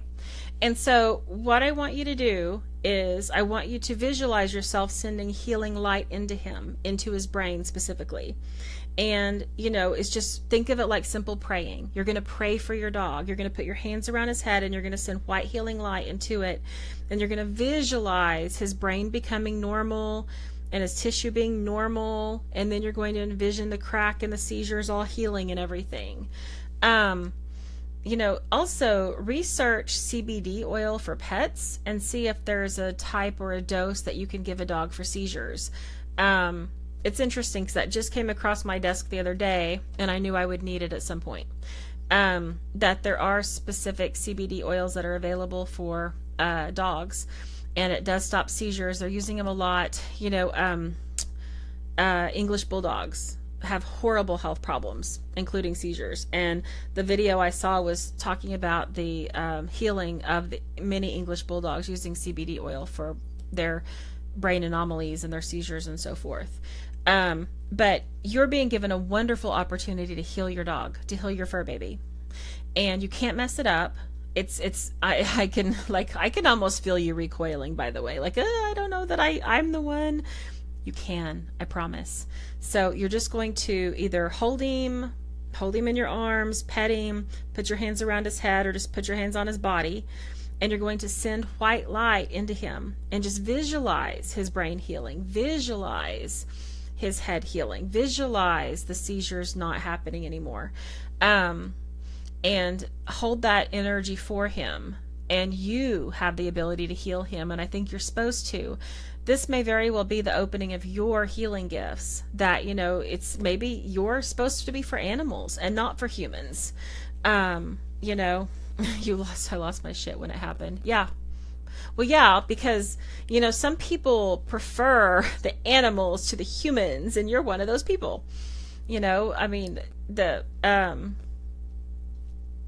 fur babies are such unconditional love, but such amazing support. They just radiate joy and happiness, and they're peace. They are peace. And so that calms energy when it happens. It's very peaceful, that calms your energy. And you do better anyway with animals. So I could see this really being something that marvelously opens up for you as being an animal healer, an animal whisperer, and, working with animals. So I totally could see that happening. Totally could see that happening for you. So work on healing him and see what happens. I fully believe you can do it, and the angels fully believe you can do it. So, okay. So, now what about your dad? Your dad's, we talked, that one time about your dad still needing to transition. So he's transitioned. He's fully transitioned. He's staying mostly busy, he says to tell you, just looking after his kids.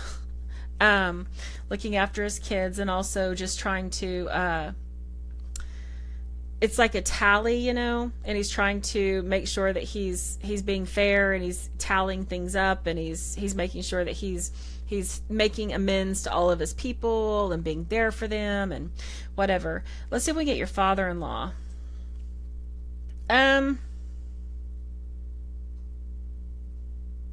Okay, don't know for sure that this is father-in-law. But let's see. This man comes across kind of like I don't know that he was necessarily in the military, because I'm not seeing a military uniform, but he's built like military. So kind of his shoulders are real broad and squared, and, he's kind of muscular, and maybe even he wrestled when he was younger, maybe a teenager or something. He wrestled. I see wrestling energy, kind of a fighter energy. Let's see. I think he had at least one tattoo. Could be more, but I'm seeing one on his arm. Is this your father-in-law, or is this someone else trying to jump in? Okay, then it's someone else. So if that's your person and you're listening, military kind of build. Wasn't real tall though, but military build, kind of muscular. He's got one tattoo on his arm. Wrestled as a teenager, or I think he wrestled in some type of sport where you fought as a teenager. Really did that. If that's yours, hold on and make sure you claim him in a minute, okay? This guy may have had a Navy connection. So maybe wanted to go in the Navy but couldn't, because I don't see him in a sailor outfit, but I see maybe a Navy connection. Okay. All right, Gina, let's try to find your father-in-law again. Okay, tattoos all over. Father-in-law, Cecil. Okay. The man that's coming through now is redneck. Redneck, real, ornery. Real ornery. But real redneck and real ornery. Country, just realized I didn't know how to spell ornery. Got it now.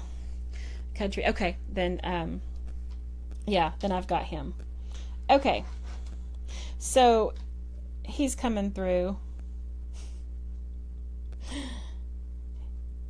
He says to tell you that he thinks you're the only one on this planet that could handle his son. That you are the only one who could handle him. That just you. And he roots for you, he says. He roots for you. You know,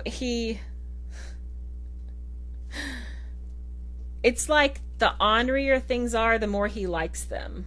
You know, so not really kind of a, hey, straight and narrow, let's follow the rules, but let's see where the loopholes are for these rules.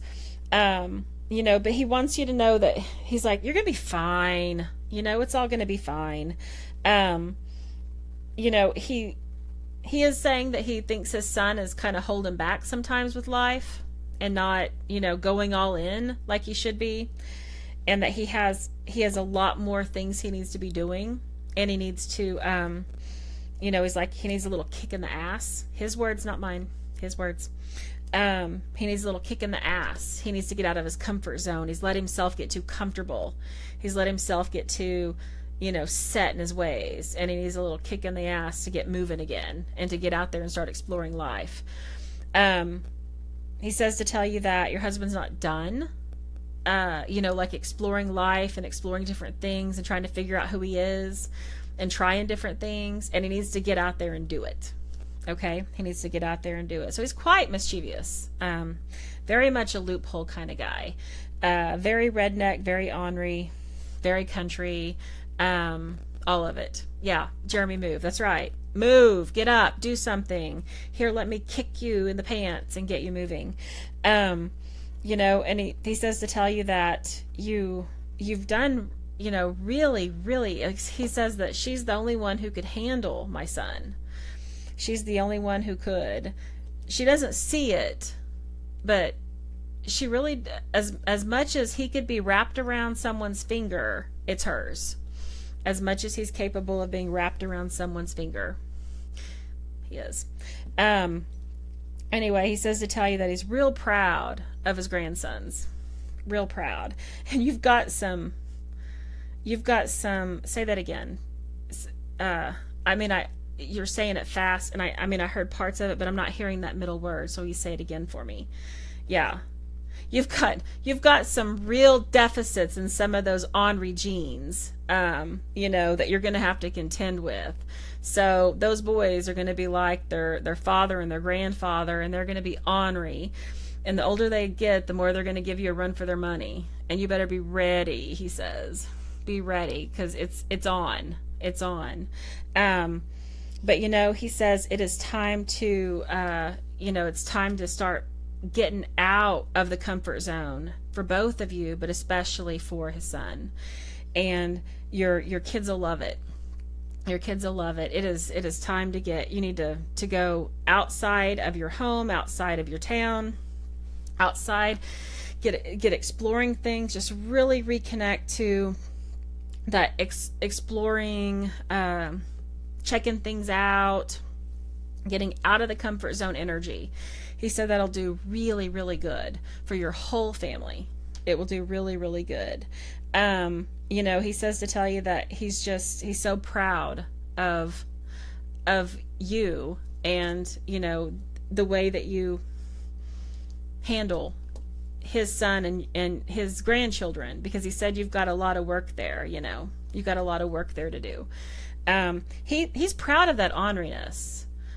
He's not, you know, he's proud of it. It's like, yep, you just got work to do, because we we're proud of our Henri. It's kind of like those people, they say, we don't hide our crazy in the attic. We put him out on the front porch for everybody to see. Kind of like that. He's like, we put our Henri jeans out front for everybody to see. Everybody to see.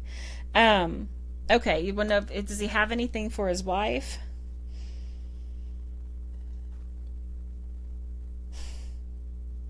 Okay. He says that he's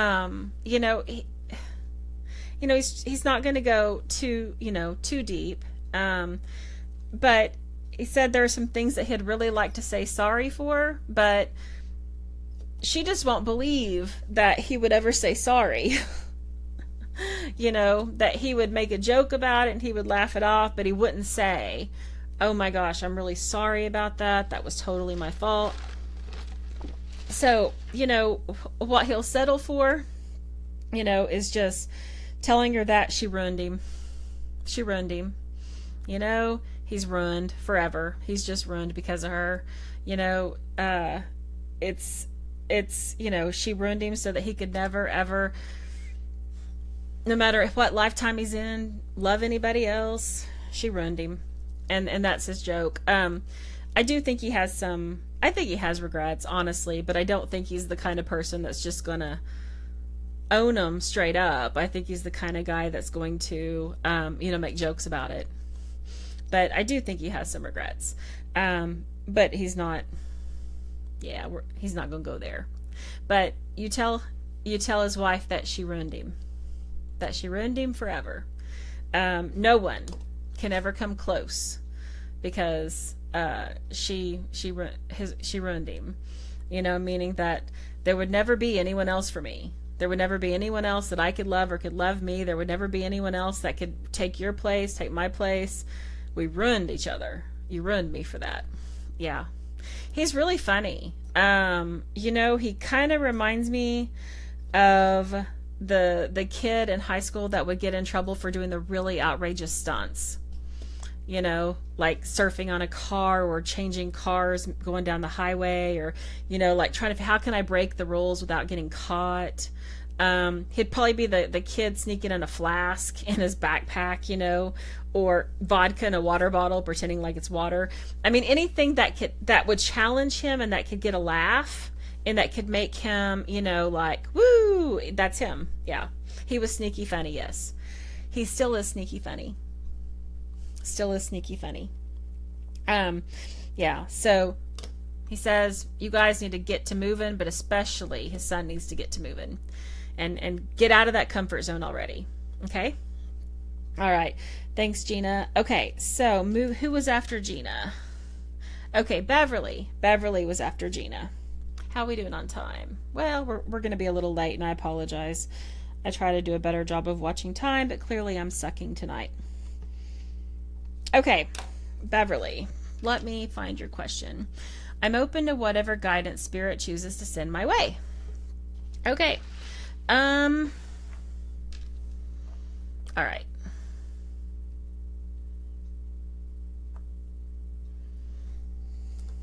Let me start a new piece of paper here.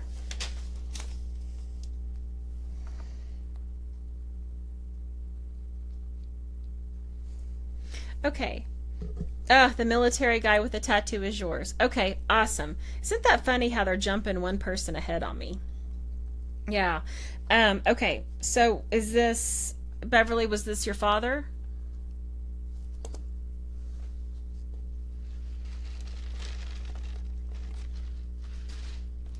Who was the military guy to you? I'm going to try to get him back in here.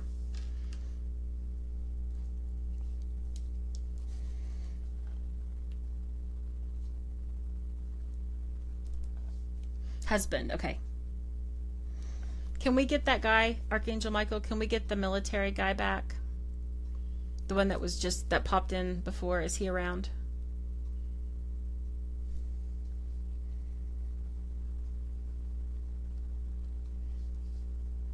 Okay. Be just a second. I guess he thought that if it wasn't his turn, he had to leave. So he left. But Archangel Michael's getting him back. um, I've never had one leave before, so yeah. Okay, it is. It is. It's your turn. Okay. Um. All right. How long were you two were married? A really long time.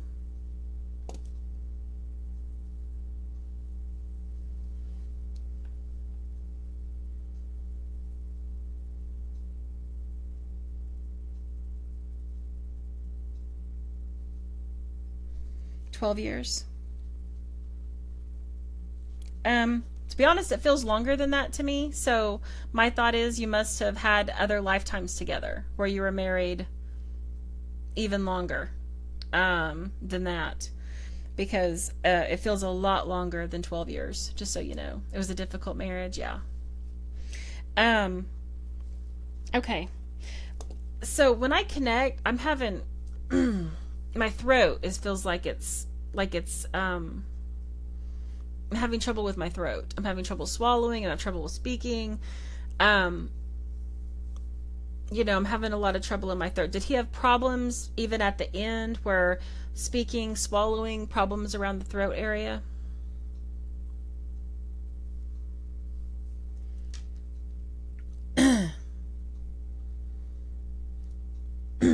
Sorry, my throat.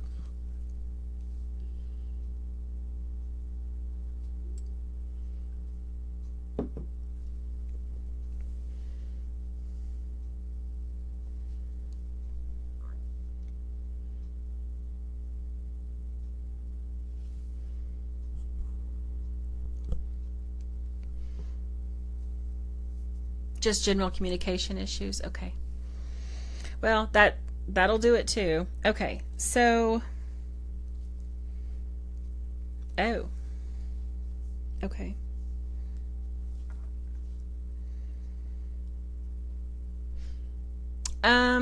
Would it be shocking if I told you he's on his knees begging for your forgiveness?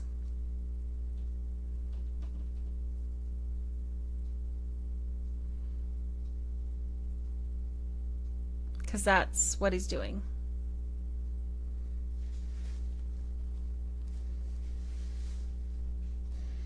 Um,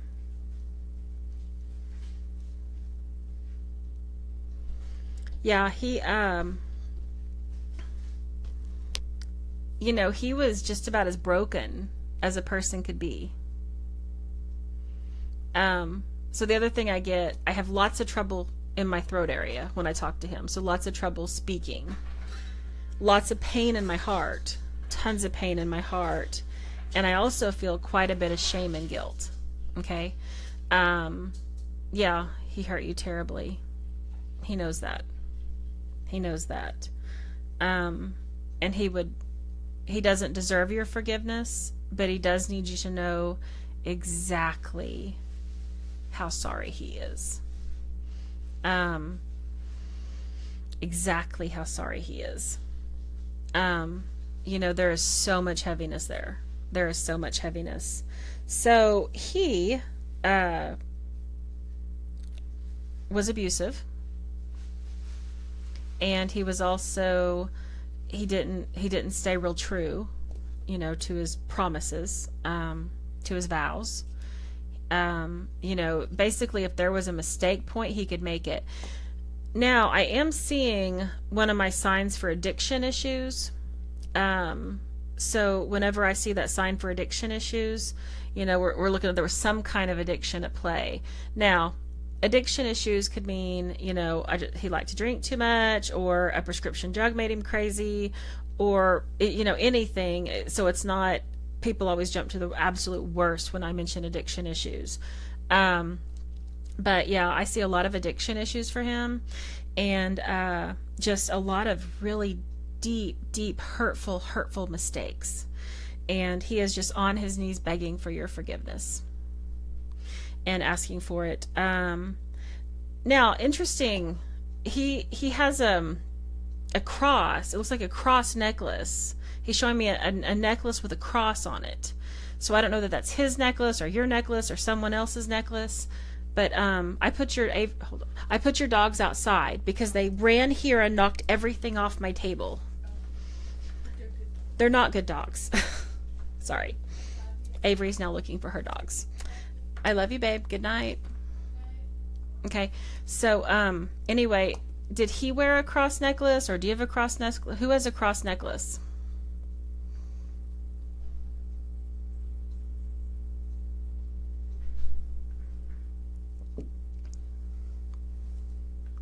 Or is it not? Is it a metaphor? And I'm thinking it's literal, one or the other.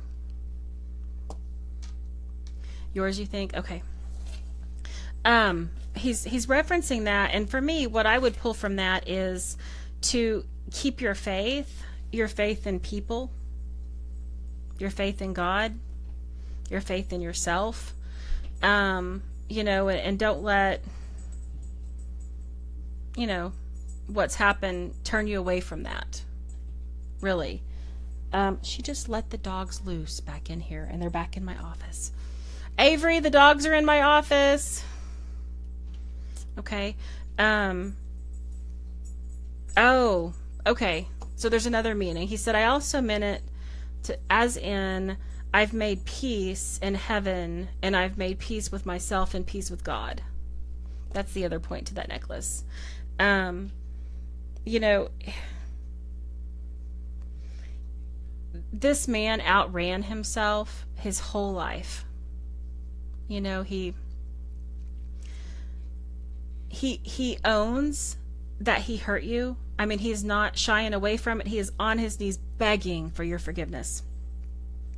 So he is not backing away. He is not giving excuses. He is not doing anything like that. But he finally has to deal with where he was broken. Okay? He hurt you deeply, deeply, deeply because he was broken. And now he's being forced to deal with why he was broken. And that's probably, you know, one of the harder things, because he has to own where he was broken and how he hurt other people. You know, but it's up to you, you know, like how much you want to forgive and how quickly and all of it. But, you know, no one could fix him. God is the only one who could fix him. He was, from probably age 12, he was trying to outrun himself. Okay? Boy, that's heavy stuff right there. I mean it. He was trying to outrun himself. Some things were done to him that probably no one knows. When he was a kid, things were done to him that caused him to fracture and absolutely split his personality. And that never healed. Not on earth. Not on earth. That's right, Jeannie. Hurt people hurt people.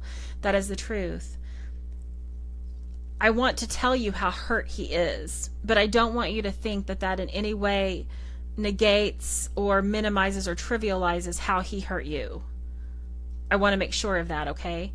Because, like I said, he was fractured by age 12. And from age 12, all he wanted to do was run away from himself, from who he was and what he had been through.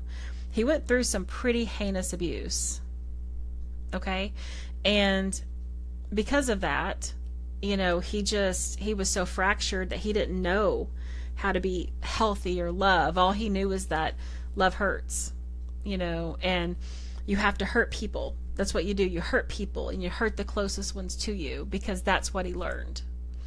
And so he's showing me, you know, how deeply and badly he was hurt as a child, and how from age 12, he was constantly trying to outrun himself, you know, but none of that excuses what he did. And he says that none of that excuses it, but this is what I have to go heal now. You know, I had to go heal why I hurt people. And he had a long line, sister, a long line of people he hurt. You know, you're the one that he truly deeply regrets. But there were other people who he hurt who didn't love him, you know, so who didn't stick around and didn't put up with it. But you loved him, so you put up with it. and you know, the room just spun, lots of emotion on that. You know, and so he is very deeply sorry. He's on his knees, he's begging forgiveness, but he's also saying, don't give me forgiveness for me. You give me forgiveness when you're ready to give me forgiveness. Okay? You know, he's in heaven, but he's not done healing. He still has a way to go. And chances are he'll hold on to that for a while. Okay? You say 12 years, you know, married. I'm going to say energetically, I would have guessed longer. I would have guessed probably closer to 20. You know, so you have a really strong soul connection because it looks like you were together a lot longer. Even so, you couldn't save him. It wasn't your place to save him, and nothing was going to save him. This is one of those that I say, only God. You know, yes, many lifetimes together. Many lifetimes together. No, he hasn't always been so broken, though. This lifetime was kind of like a collection of all the brokenness. All of it. And he had to deal with all of it. Privately, you know, if you want me to tell you some of the details that I got off his abuse, I will, but I'm not putting him. No, he doesn't deserve that. So privately, I'm happy to tell you some of the details, but not on this video. You know, because that's I worked for child welfare, you know, and that is one thing, because I worked for child welfare, whenever the details of abuse come through, because I was a trained child welfare worker, they don't have to work hard to get me to see, because I've seen it all. And all they have to do is like check certain boxes, and I know exactly what happened to them. So I'm happy to tell you that privately, okay? All right, Beverly. When you're ready, you know, you can forgive him, but not till you're ready. Don't feel like you have to do it for anyone but yourself, okay? Truly, just for you. And just know that until then, he's on his knees saying, you know, I'm sorry. I'm deeply sorry. I want to make it up to you. And then I just heard, she probably won't marry me next lifetime. So see, he's already thinking ahead about next lifetime. What's that going to mean? Isn't that funny? All right. Well, thank you very much. And if you want to know, just send me a private message and I'll message you back. Okay? You said no, you're not going to marry him next lifetime. Hey, you don't have to. This karma can be done. All right. Thank you so much. Okay. So after Beverly, we have Kelly, and after Kelly, we have Charlotte. Okay. Okay. So, and then we'll go down who's left on the list. We have Jeannie, we have Melissa. So we're getting to the end of the list. Yeehaw. Okay. Kelly. I would like to have specifics on my healing ability and then whatever messages from Spirit they choose to give. Well, Kelly, do you have an hour? Well, first of all, are you in the room? Yeah. I can be kind of a smart mouth with you. I'm comfortable enough. Okay. So, for healing abilities, you know, your energy type is Incarnate Angel. You're a strong empath. Usually, those types of healing abilities involve transmutation. Okay? But for you, I am seeing transmutation using color. So you need to research color therapy. You know, maybe someone has really explored that by now, but I don't know. So maybe look into that. You know, color therapy. Years ago, there was this fantastic girl I knew on Facebook who struggled and kind of fell off, but she invented a color therapy program. And the color therapy program included all these little pillows that were made of the chakra colors. And so she did this whole color therapy program that way. A lot of people will do color therapy just using colors of felt. You know, you go to Walmart, Hobby Lobby, wherever, Michael's, and you buy all the different colors of felt that they have, and then you place those colors over the part of the body. So for your healing abilities, I see transmutation, okay, transmutation, and I see color. Okay, so write this down. Transmutation and color for the two types of healing therapy. Now, transmutation, you can use different modalities for transmutation. Let me make sure that you haven't written anything in here. Nope. There was a lot of notifications that just popped on here. Just wanted to make sure we were solid. There you are. Okay, so you can pick a medium for transmutation. Some people like fire, some people like just one energy becoming the other, some people use color, some people, there's Reiki, which I kind of, depends on who's doing it as to whether or not I like it.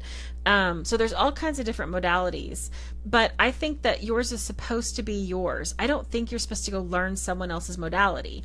I think you're supposed to develop your own means of transmutation, and you're supposed to do this using color. Now, for whatever reason, I keep seeing pyramids. So maybe it's going to be, okay.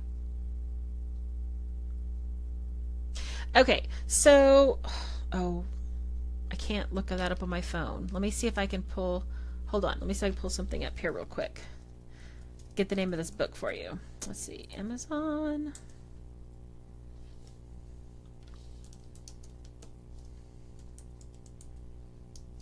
Okay.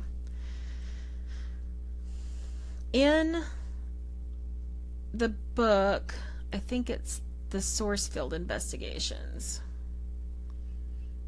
I believe it's the Source Field Investigations. Okay. You're going to, there's some information in it. So maybe you don't need to buy the book. Maybe you just need to Google the information and then run with that. But there is some information in this about pyramid power. And one of the things that they, because they've always said that, the ancient Egyptians mummified the royal class so that they could have that, keep them preserved and so forth. And I always thought the mummification was what did it. Well, in this book, The Source Field Investigations by David Wilcock, he believes, and it's not just him, there's also a couple of scientists that did it, that they believe that it was the power of the pyramid that did it, not the mummification. That there's something sacred about the very specific dynamics of the pyramid, okay? And that is what made the bodies be preserved. So they did all these experiments, and they put fruit in like a regular box and under a pyramid box, and the pyramid box stayed preserved. In the regular box, the fruit started to decay. So I keep seeing pyramid energy with this. So you need to research that. You need to research pyramid energy. You need to research pyramid healing. Let's see, I don't have an apophyllite pyramid here, but get one of those little apophyllite pyramids. They're little clear crystal. They look like quartz, but they're pyramids. Those are really fantastic for it. So that's the kind of stuff that will really work for you. Okay, so research color therapy, transmutation, and pyramid power. These are the things that are going to help you to create your own modality healing. Here's the thing. It's not supposed to be hands-on healing. Now you can. They're not saying you can't, but they're saying that this modality of healing connects through the source field, basically, or the the matrix or the energy field that connects us all. And so it also works as a distant healing. So in other words, whatever energy you set down, it can travel distance and space and time to benefit that person. Okay, and so that's what they're saying about your transmutation energy. And they're also saying that expect, as we hit this 4D energy, expect to see almost more like instant karma. Be prepared for this and be observant of it around you, because that's going to help you learn to navigate it. And then you can use it as a great teaching tool for all those around you. Okay, does that make sense? Do you have any other questions on that, Kelly?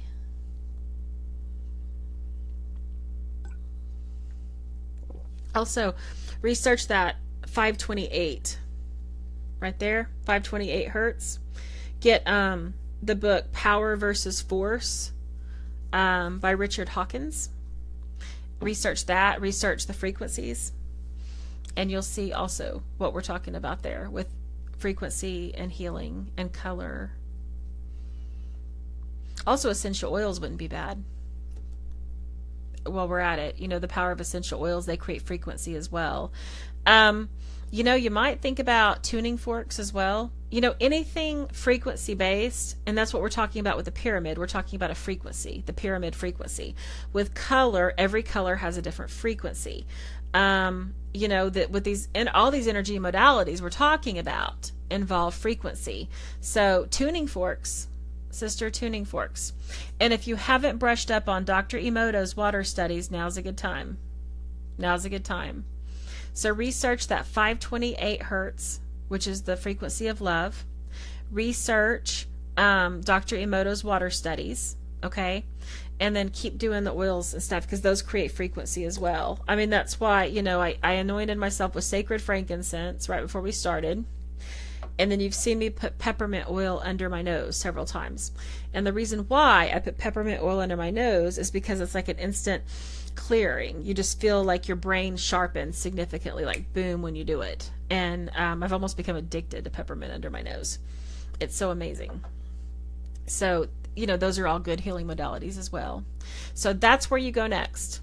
And remember, it's supposed to be yours. You are not meant to learn someone else's modality and just adapt yourself into it.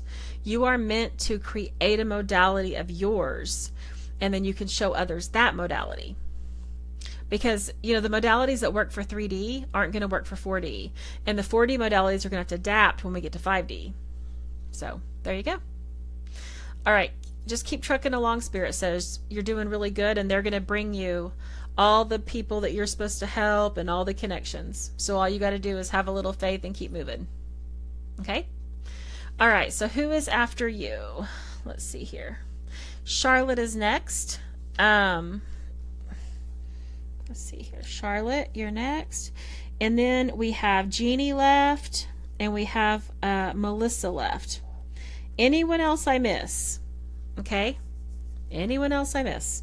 So after Charlotte, we have Jeannie and we have Melissa. Okay. Charlotte wants to know, I would like to know my spiritual gifts and messages and any messages from Spirit.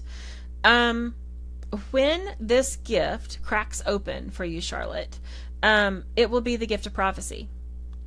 And even if you've been doing it now, even if you feel like you're getting some prophecy now, it has not cracked open yet. Sometimes people will use this term, a spontaneous Kundalini awakening. Oh yes, thank you for telling me you're here. I almost forgot again. A spontaneous Kundalini awakening. You can Google that if you're in the room and you don't know what that is. It's kind of getting a little overused. Basically what it means is you just pop open, and sometimes a spontaneous Kundalini awakening can put people right into the mental hospital because they lose all grounding in who they are.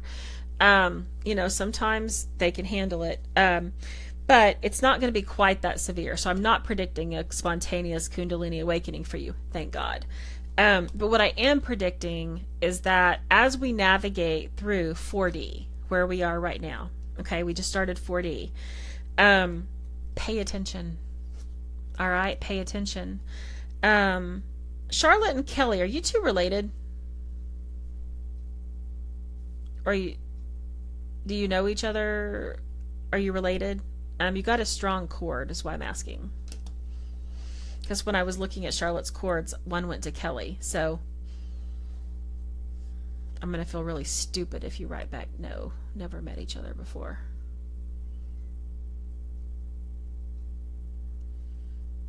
I feel like now I'm going to go, please tell me you know each other. Please tell me you know each other. Please tell me you know each other. And neither one of you are typing. Or if you have, soul sisters. Okay. Okay. Good. Makes me happy.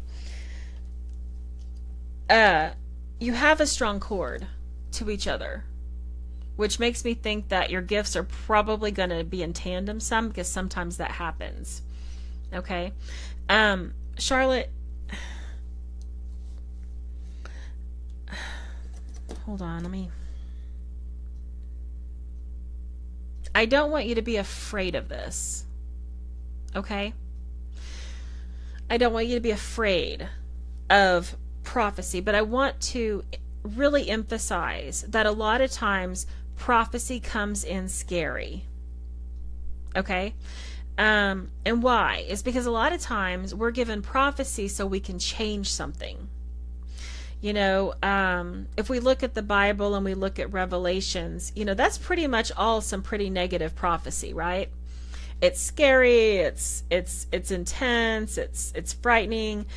Well, I like what Greg Braden says. And Greg Braden says that we're given that prophecy so that we can always choose a different course. We're not given the prophecy because it locks us into it. We're given the prophecy so that we can choose a different course. And that's what I want you to think about. Because when this cracks open for you, Charlotte, I'm afraid that some of this might feel really intense and really scary.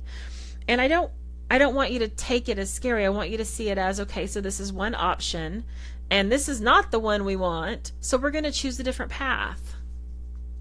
Okay? We're going to choose a different path. And that's what I want you to think about here, is some prophecy is meant to help us pick a different path. Some prophecy is meant to help us just tell us where we're going.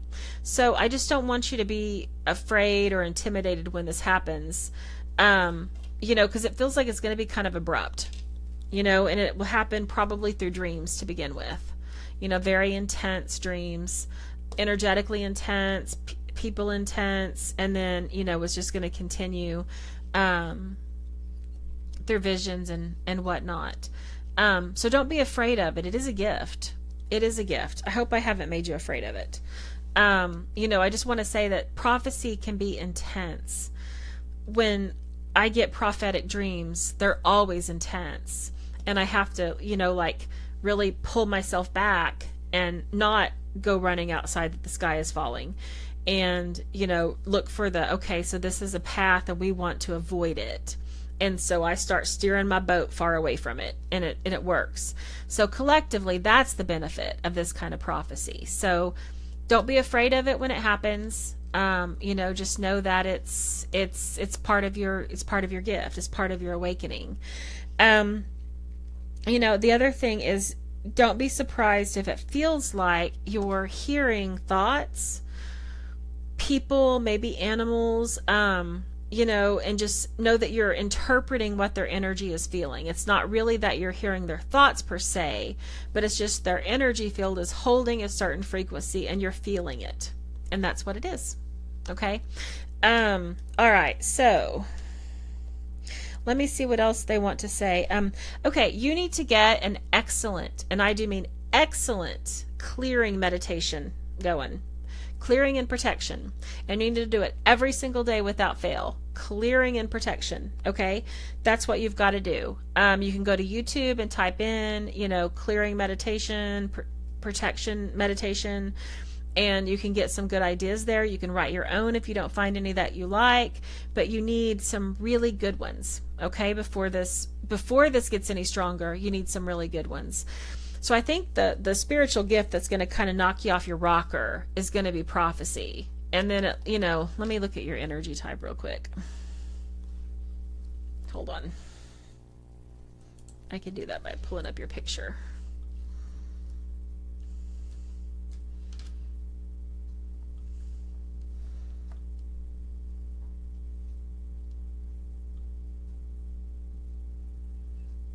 Photos.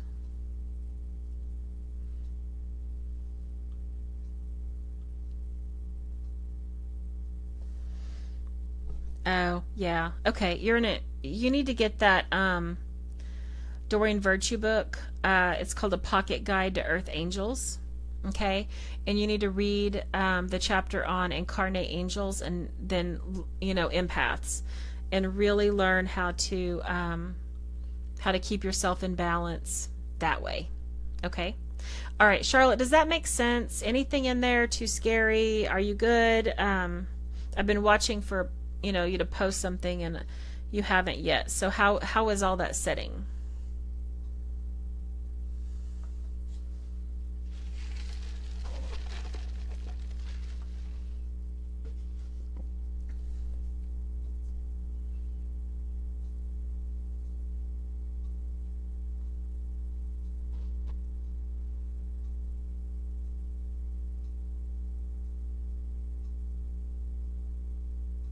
For you, those of you that's just joined, I'm just waiting to hear a response.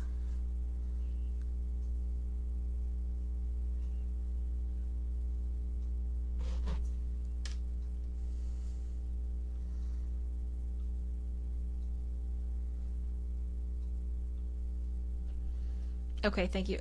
That's really okay. I mean, you're really good, or do you need clarification on anything?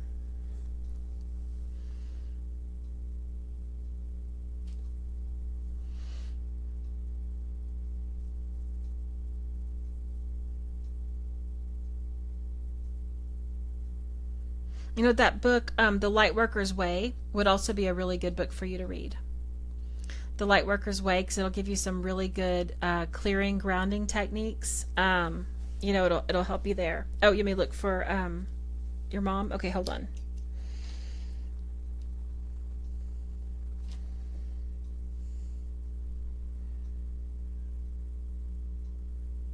Okay, let's see if this is your mom.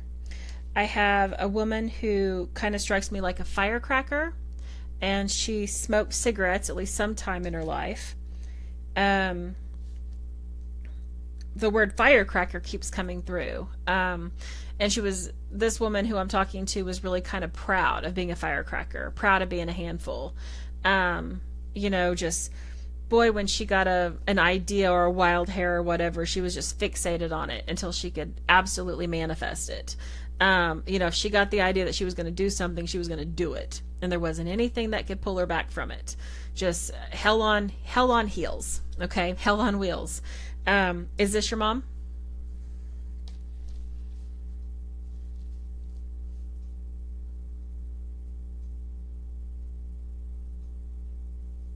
Okay. All right. She says,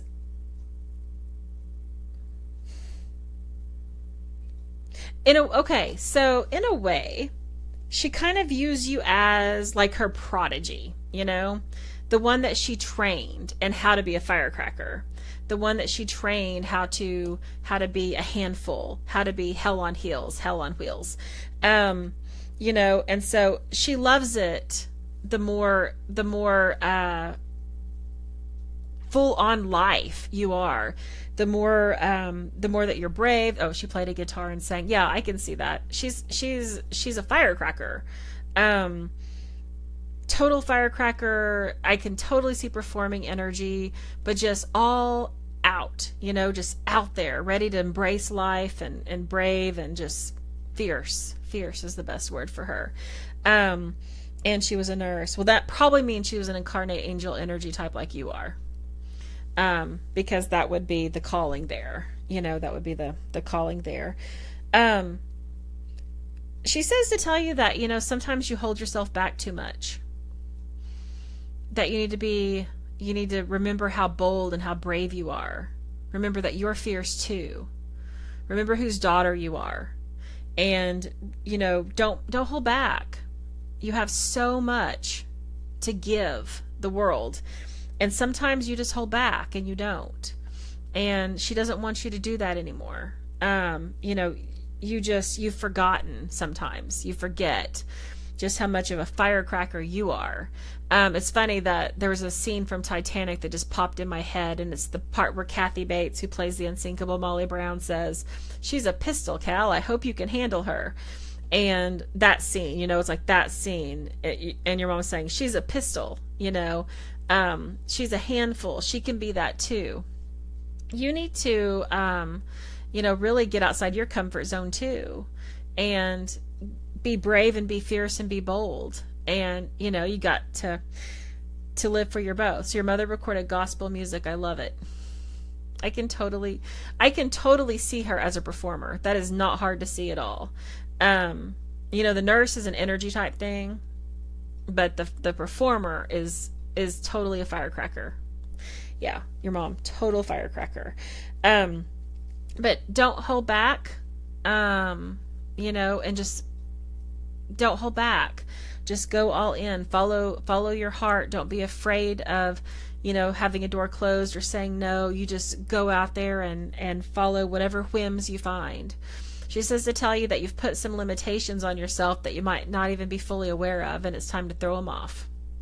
Throw them off and go all in and go out there, okay? She says to tell you that you are a very, very good person, and she's very, very proud of the person that you are. You said, yes, you're helpful to people. You're more than helpful, she says. You're more than helpful. Yeah. Okay. She's always around, by the way. Always. Always, always. Okay. Thank you very much, Charlotte. Okay. So, let me see. We have Melissa and we have Jeannie left. All right. So let me go find your questions.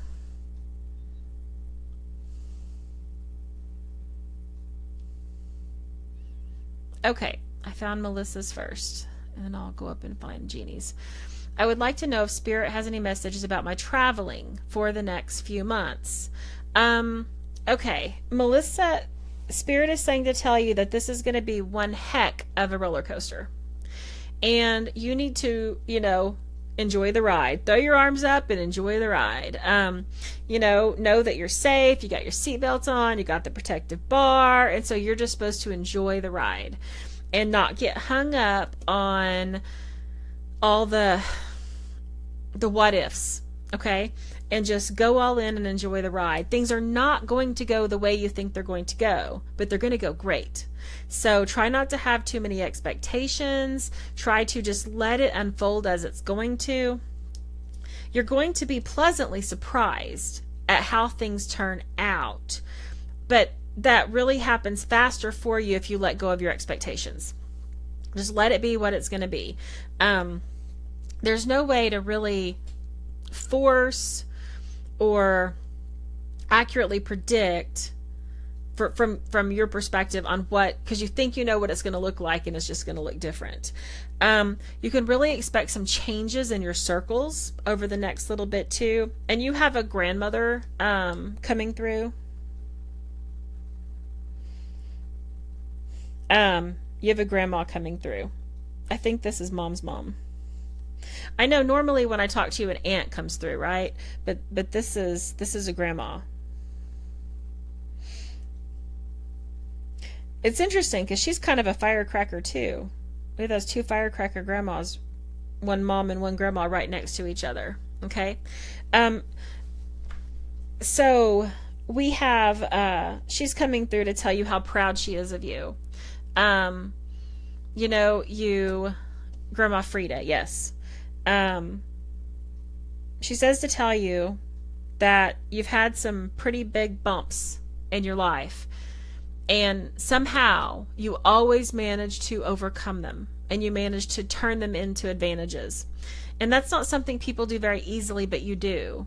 And remember that. She says, remember that you don't need anyone's approval but your own.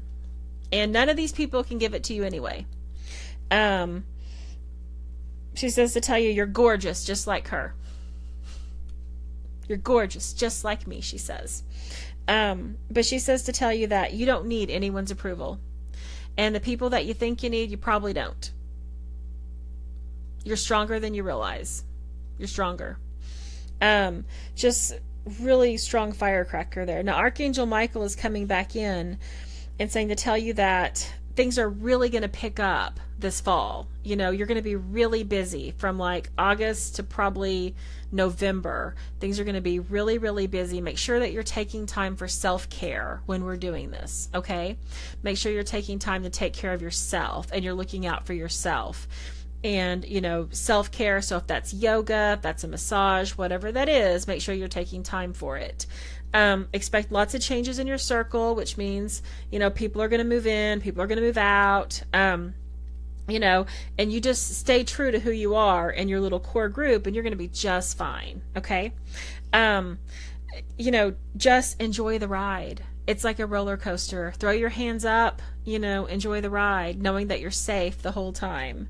It does look like prosperity energy is coming in. So, definitely work on prosperity right now. Be very open to prosperity because you've got some good prosperity energy trying to make its way in.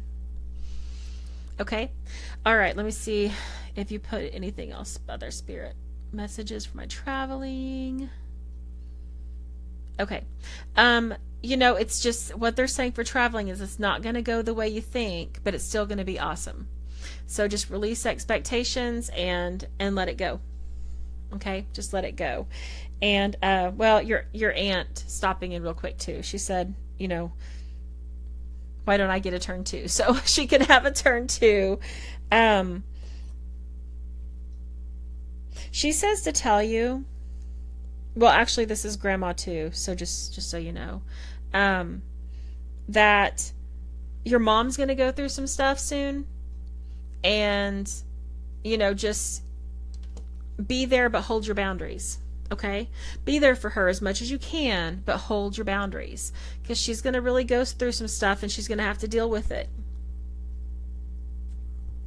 And more than anything else, just hold your boundaries, but be there as much as you can, and know that you can't fix it and it's not your place to fix it. All right. Basically, should you go to Florida?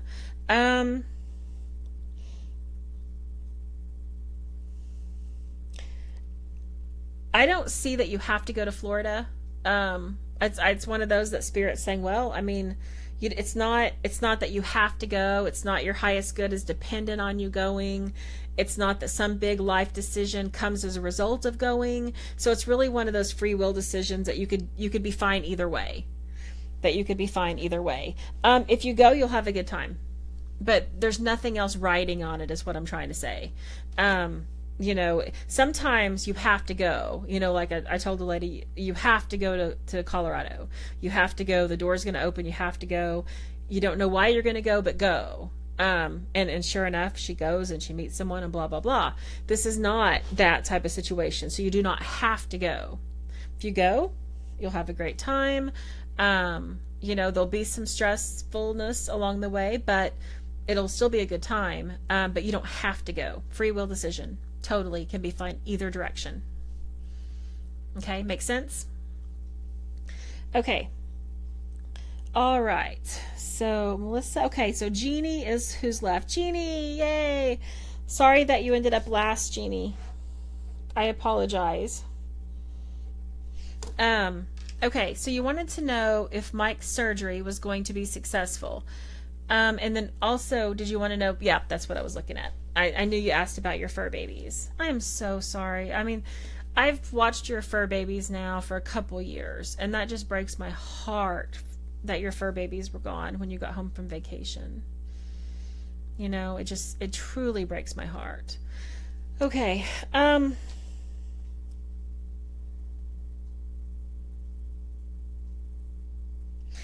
Actually see the babies as going two one direction and one the other direction. I think one of them is still on the earth plane. I can't tell which one, but I do think, we had talked and you thought that maybe a coyote had gotten them. I think there's a good chance that one is still alive. That maybe got found by somebody and hasn't been, they thought, oh, look, a cat, I'll just keep this cat. Or they just kind of justified not checking it for a microchip and not checking the collar.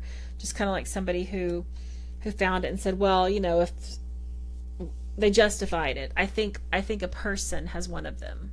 The other two I don't see so clearly, so I think they probably did transition to spirit. But one, I fully believe, is alive on the earth plane and is in someone's home. What you could do is just tell spirit that help the fur baby get free, so that they can come home, or, really work on the heart of the person who has them, so that they will find it in their heart to give them back. That's what I would do. I do think two are no longer on the earth plane, but I believe one is on the earth plane. I see them going like two one way and one the other way. And that's just so hard, and I'm so sorry, because those are your fur babies, and I know how much you love them. And the two will be back to you soon as like little sprites, little earth energies. I'm hoping the third one comes back to you on the physical plane. I really do. I think there's a chance that that could happen, and I'm going to just hold that intention for you. I think it's a female, maybe a mother-son, but because I see a younger male, but he's not an adult. He's like a adolescent age, and then an older female. And I'm thinking that maybe the boy found the cat, took the collar off, brought it in, said, "Hey mom, this cat has no home, no collar, no nothing," and they think they've rescued a cat. That's what I think is happening with it. So maybe we can just continue to hold faith that your babies come home, because you need your babies home. The one that's on the earth plane anyway. The other two will come back to you as sprites or elemental energies, and you'll be able to see them and feel them around. So I am so sorry. I really am. You have the coolest cats. Okay. Will Mike's upcoming hernia surgery finally resolve his ongoing abdominal pain, and will he ever have to, it cuts off right there. Will he ever have to what? Okay, so will the surgery resolve his ongoing abdominal pain? Probably about 75%. Okay, he's got a little more he's got to do. I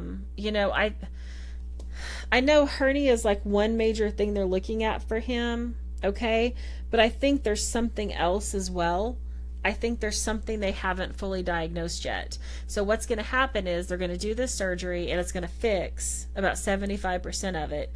And then he might even be symptom free for a little while. And then he's going to have that residual symptom come back up, and then they can look at what's causing that other 25%. So I think that that's what's going to happen. I think that he has that other 25% is something else going on in his abdomen that they will eventually get figured out for him. So it's going to resolve, the surgery will resolve about 25%. We will pray gets free and that the people are free. Will he ever have to go back to work? He has the numb foot. He's going to have to fight. I wish that wasn't the message, but that's it. He's going to have to fight. Will he, he's going to have to fight for it. Because they're going to always have some excuse and some reason, and they're going to try to, nitpick it apart as to why. And so, if that's what he needs to, be prepared to really present his case for it. And what I would recommend is, one of the things that when I was diagnosed with MS, I went to college and I worked for several years. And then when I became unable to work, it wasn't that having MS, wasn't an automatic disability thing. So they really wanted you to have MS about 10 years before you ended up on disability. And at that point I had MS, let's see, that was when I was 25, and so I'd only had it about 5 years. But the thing that helped was that a doctor had me keep a journal every day of like what I was able to do. And I kept that journal for 2 years.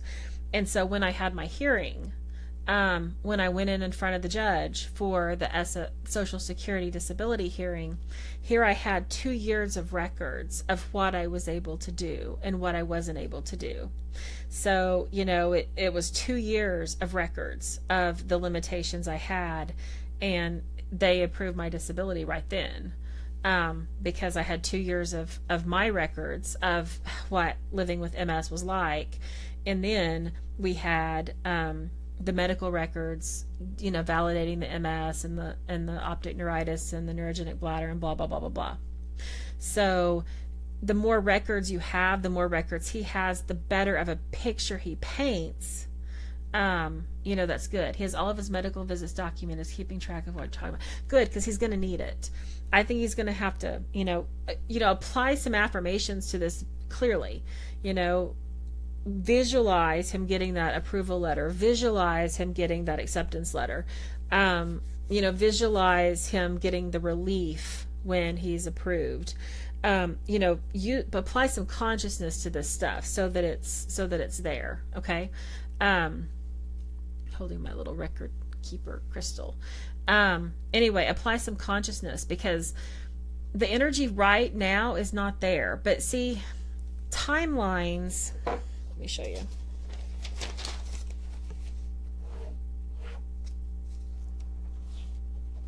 Okay, so this is what timelines look like, and so you're sitting right here. And let's say that this is the most likely timeline for Mike right now. And that timeline is that it doesn't get approved. Well, you go up a timeline. It is approved.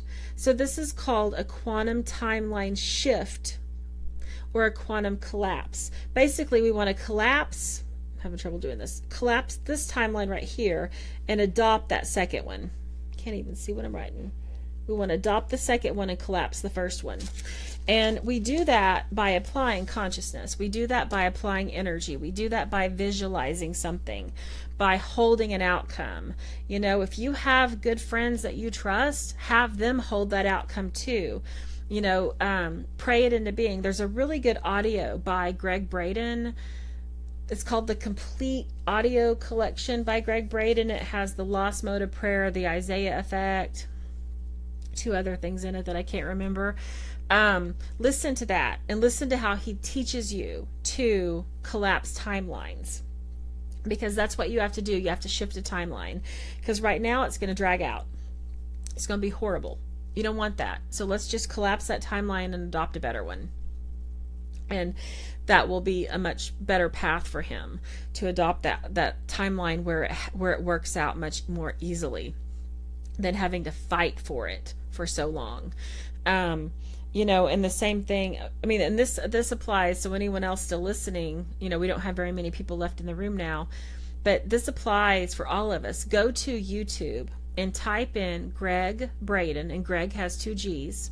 And actually, I can go back in and post it in the room when we're done. Greg Braden, Cancer, China. Okay? And you're going to pull up a video where you watch a bladder tumor disappear in real time on a live ultrasound in about 2.5 minutes. Why is that? That is a quantum timeline shift. And so it's available to all of us. We just have to know how to do it. And that's what Mike needs. Mike needs a quantum timeline shift to get him to the timeline where this is approved much more easily. Because right now, they're just going to try to slap a little surgery, slap a little medication, and say, hey, you're fine. And so he needs the other. Okay, he needs the other. Also, you can apply this to getting back the fur baby that I think is still on the physical plane. Visualizing that one coming back, being back home, and then also go ahead and I would call out to the other 2 and say, it's come visit me. I love you. It's safe. I'm ready for your energy to come back. I'm ready for your soul to come back. Do that as well. Jeannie, your dad pops in and says hello, and says that he loves you, and he means it. And just how proud he is of watching you hold your boundaries in relationships and demand to be treated well and fairly in relationships. It's been very good to watch you do that. Before you would let people push and push and push, and then you'd get, really hurt and you wouldn't hold your boundary.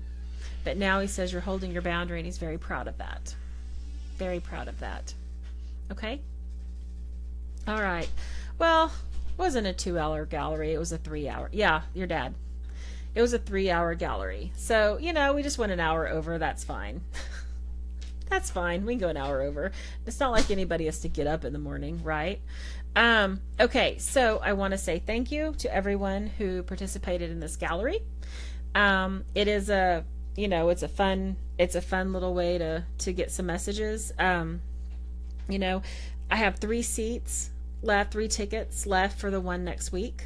That's Wednesday night. Again, 3 tickets left on that one if you are interested or someone is interested in it.